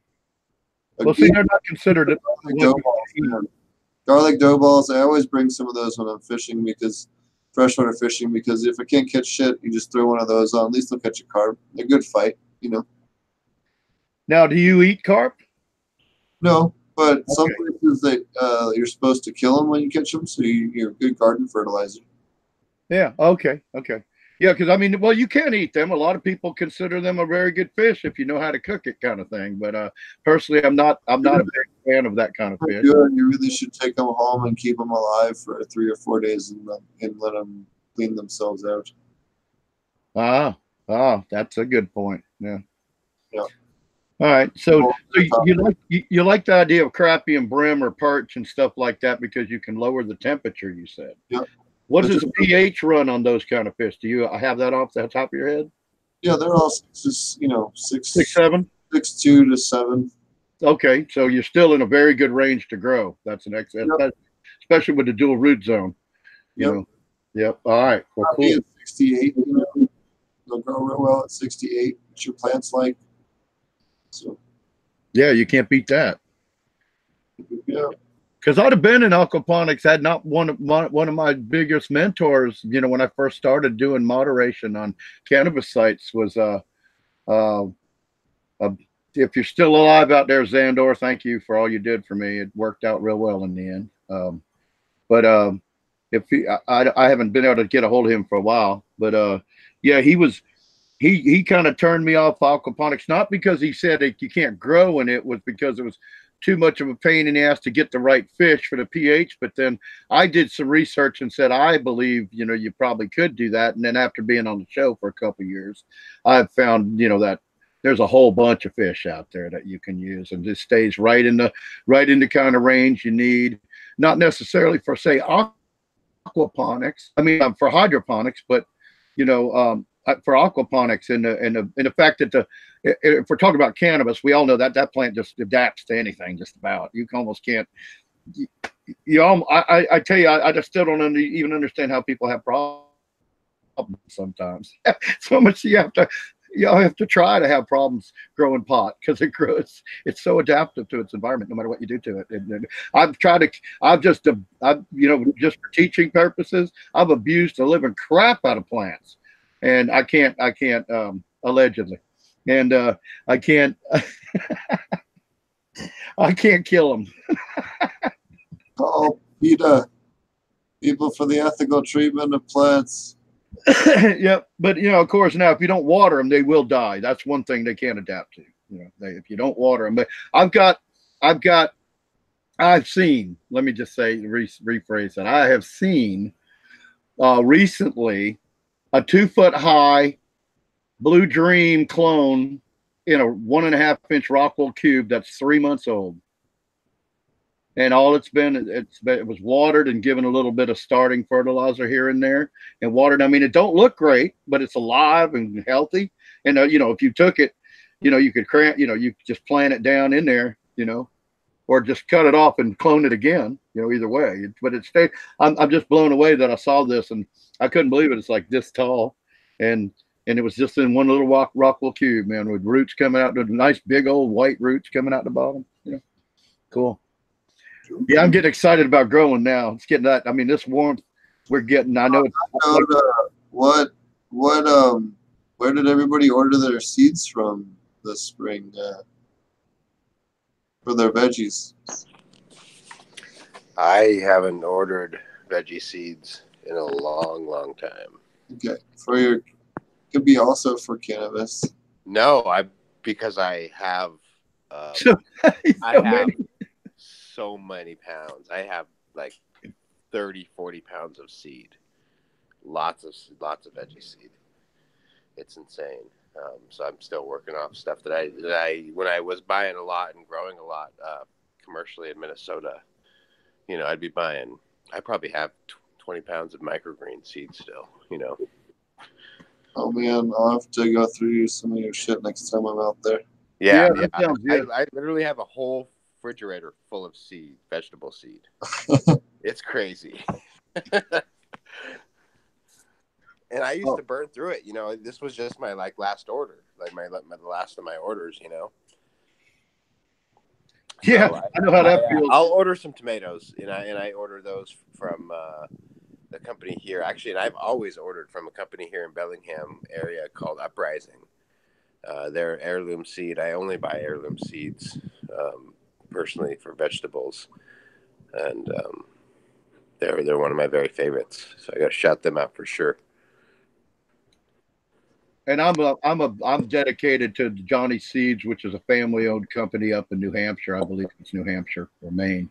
I think it's New Hampshire though, but it's up in the northeast, and they've always treated me really great, and I've never had any problem with my seeds coming up. And if you do have any kind of germination issues, and like if you buy one of their little packs, like $2.99 for a pack of 30 pepper seeds, and they say it's 96 germination rate, and you only get and you have 8 of them not come up, if you contact them, they'll send you out another packet of seeds. So I've always loved Johnny Seeds. I've had nothing but excellent results from them. I do also give a shout. I had my favorite pepper plant ever was an orange bird pepper from Africa. And I got that from Horizon Herbs, Richo, over there in Oregon, that Horizon Herbs. And he puts out a little booklet too. It's pretty cool, especially now you guys might like this. If you hadn't heard of this, he actually puts out a little like handwritten, seed catalog.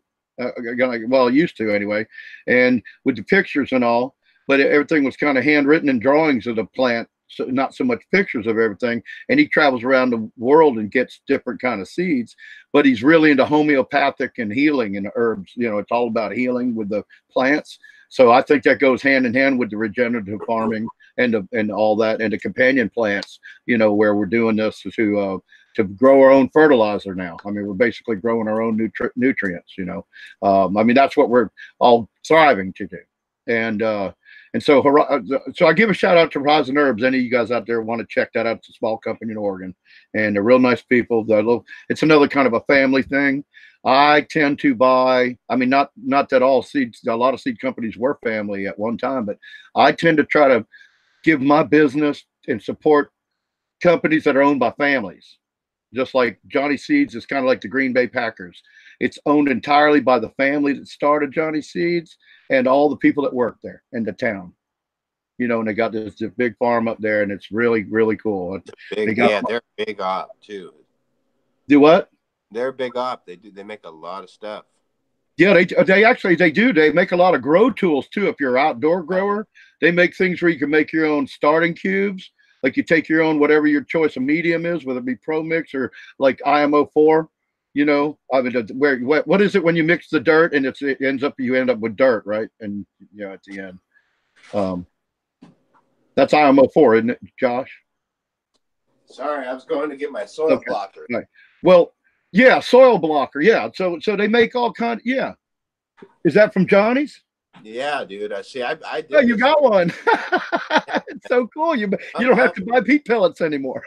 Yeah, well, I'm not you know, I've been doing a lot of that time. But I was gonna say, dude, do you guys know High Mowing? No. High Mowing, they're pretty legit heirloom company too. And I also shout out Territorial. I think I've heard of a High Mowing. Yeah, so like I would my kind of criteria when I was buying seed was I'd started Uprising, and if they didn't have what I was looking for, then I would go to High Mowing, and if High Mowing didn't have it, then I'd go down to Territorial, and if Territorial didn't have it, then I'd go to Johnny's, and Johnny's usually had it, you know, because Johnny's has everything. They're huge. And back to Johnny's is another thing I'd like to give them a shout out for is Josh will back me up on this.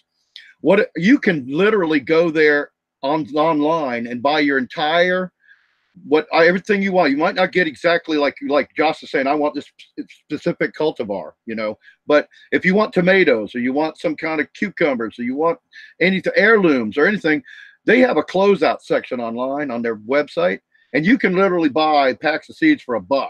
You know, and so you might spend $10 on your entire seeds for the entire season if you're just a home gardener or, you know, got a very even a 1 acre farm. You probably wouldn't spend more. You could probably buy stuff if you're open to grow different things, or, you know, like certain, you know, plants, but they're different cultivars.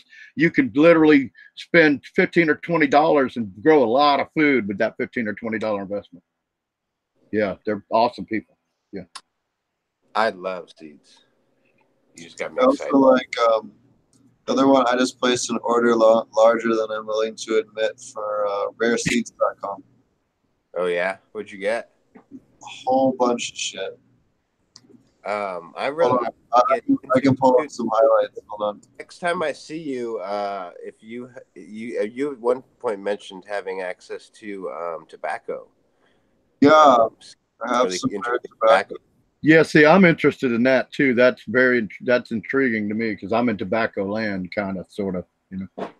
I got some wormwood, some basil, yarrow, honeywort, mugwort, motherwort, mullein, self-heal, daga, horehound, moringa, a dwarf moringa.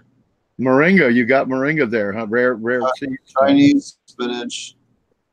Some crimson clover for some companion planting, feverfew, fenugreek, some peppers, some kales, red rossel, bunch of herbs, basically. Some funky tomatoes. This sounds like a $300 order. But depends on how many seeds of each kind he bought. Did he buy two black brandywine? A big, you know, like a pound. 2 black brandywine tomatoes. Had to get those. Oh yeah, brandywine tomatoes. Those are, yeah. What are your guys' favorite tomatoes? I like the HF1. Black crims. You like the black crims? Well, you know, again, I'm not talking heirloom, but you know, for to grow and like to be great, meaty, a medium size, like we talked about, I think last week or so. Oh yeah, you were talking about. I like the HF1, which you can still find out there. But it's an old grower would say that, dude. Huh? I said only a hydro grower would say that. What's that? And what do you call it? An ASOP one? So I also got a Narngilla, Wonderberry, Cocona. These Apocalypse Scorpion hot peppers that are supposed to be 1.5 million Scovilles. I've got some of those. That's what I was telling you. Yeah. We'll see if they're good. Some kales, some tatsoys, and some Asian greens. That's pretty much it. It's quite a few things. The thing about Trinidad's, I don't know about the Trinidad because I've only grown a few of them, but I've found that those hottest peppers, those 1.5 million Scoville units, I don't find them to have the taste like a habanero. I prefer a habanero to all of them when it comes to a pepper to cook with, or well, you don't eat habaneros unless you're crazy, but I haven't like the ghost pepper. I find it has no taste hardly at all. It doesn't taste like nothing. It just and I grew it organically. Even how many have you run at a time? Can I ask you that? How many what? How many ghost pepper plants, Bucciolochia plants, have you run at a time? Oh, I've only run a few. I grew all habaneros because that's where'd you get your seed? Huh? Where'd you get your seed? Pepper Joe's in North Carolina, where the ghost pepper was developed. Yeah, he's the best. Yeah, that's where I get my seed. Well, that's if you want ghost peppers, but if you want the Carolina Reaper, you have to buy it. Right. When I was at aquaponics, there was a ghost pepper plant that was like fucking 5-6 feet across wide, trellised out, and it was, and then like just a wall all the way up floor to ceiling from the top of the fish tank. It was a curtain, and dude, we'd pull like 80-100 peppers off that thing every 2 to 3 days. It was crazy. Like you would just and ghost peppers. There was a time when I was selling those for $25 a pound fresh. Yeah, man. If they're totally dialed in for as far as the nutrients, man, they just fruit like crazy. Mm-hmm. So we had a guy say, "Nice order. Now I don't feel like a seed jerk." Yeah, man. I have a bad habit of getting drunk late at night, coming home from the bar or something, hanging out with friends, and buying ordering seeds because I never feel guilty about seed orders. Like, it's totally guilt-free. If I buy a video game or something, I'm like, shit, I could have spent that on something useful. But if I buy like a microscope lens or like a fucking seed order, like that's fine. So, well, I lost my screen. Oh, there, it's coming back. Yeah, no, I'm glad that you have some of those pepper seeds, Roger, because I was doing the same thing the other day on I think it was Pepper Joe's site or somebody's site. It wasn't, I don't know if it was Pepper Joe, but there are so many new crosses of these hot peppers, like it's gone out of the world. And I had a shopping cart up to like $500 before I knew it, just in peppers. And I was like, holy fuck, dude, you gotta calm down. And I just like walked away from it, Can you still see me? No. Okay, because I'm gonna have to restart. I'm sorry to interrupt you guys because I want to be in this conversation because I just went and got my box of pepper seeds to show you something, and my screen went out, so I'm gonna dump this and restart. I'll be back in a minute, I guess. I'm black. Here. All right.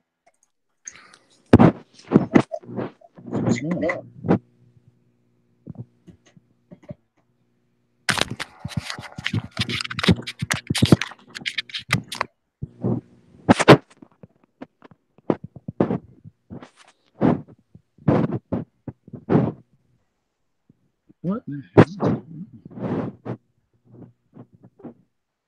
Okay.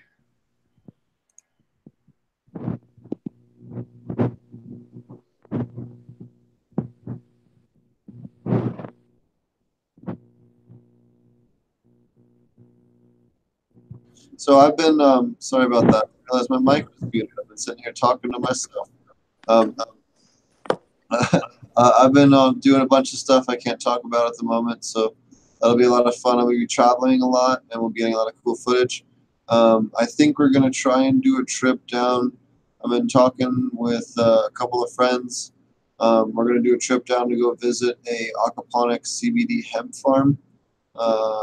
That's a bit of a ways, about 3 hours from where I'm at. But we're going to go try and visit them here at some point in the next few weeks, so that'll be cool. And we have some more videos coming out. I'm going to try and put out some more video content. We're going to start doing shows on Tuesday, so don't forget. Be sure to check it out on Tuesdays as well. And we'll be getting lots of really cool guests on. I do apologize again for Kevin's technical difficulties, but we will get him on again on the 7th. He'll be at his home computer, and we won't have any issues. Marty and I are teaching the aquaponic cannabis class this weekend. If you're interested to learn more about aquaponic cannabis, you can check that out over at potentponics.com or check the link in the description of this channel. Looks like Roger had some technical issues. Everyone's having technical issues today, apparently. Josh, why don't you tell everybody about the conference one last time before we wrap things up? Yeah, it's at regenerativeorganiccannabis.com. So all the information's there. I put stuff on there as fast as I have it locked down, honestly. Oh, you know what? We didn't talk about the online ticket earlier. Yeah, the online's good. We talked about it a little bit, but the online's going to be dope. In Ann Arbor, I'm really trying to push that because I think I've gotten a lot of people hitting up asking about I can't afford the whole thing. I can't afford to travel, because it's not just the ticket price. It's for a lot of people, it's they got to travel, and it's lodging and food and the travel cost, and so it's expensive, and so that's basically what the whole concept of this is, to make it more accessible. So you can live stream. We're going to live stream the whole thing. We've hired a company that's professional film company, and so it'll be high quality. They'll be able to switch back and forth between the slides and the presenter, and yeah, I'm just really excited. So the tickets are available. You can just go to Ann Arbor and then select tickets, and there's actually on the webpage, there's a whole page that I kind of just talk in detail about how it's going to be. Steve will be manning the chat, and so you'll be able to chat back and forth with Steve, and we'll have different speakers hop on chat too throughout the time, but you'll be able to ask questions to the speakers through Steve and interact. Yeah, I'm really excited. So yeah, it's going to be a really good time. We have a Humboldt's looking to be really awesome. I know Spectrum King guys are going to be there. A whole bunch of really awesome people are going to be there. So it's going to be a really, really fun time. Yeah, every event's they're all going to be exciting. It's hard to not. I've been totally focused on Humboldt and Redway because it's the next one coming, but directly the week after that is Portland. So I'm realizing and ramping up on that as well, and Ann Arbor. So it's just kind of a big flood for all of them, and yeah, I'm in the thick of it, but it's fun and exciting, and I'm planning different taco trucks and food vendors to come and stuff like that, and all the fine details and the extras, which are the fun stuff to put together, to be honest. Knf workshops. Very cool. Well, it looks like everyone else is disconnected or real life aggro or other issues, which has been the theme of the show. So I think we'll wrap things up, and we'll catch you guys again next week. Again, I apologize for Kevin not being able to join us, but he will be joining us a week from today. Thanks a lot, and we'll catch you guys again on Tuesday. Take care. Bye-bye.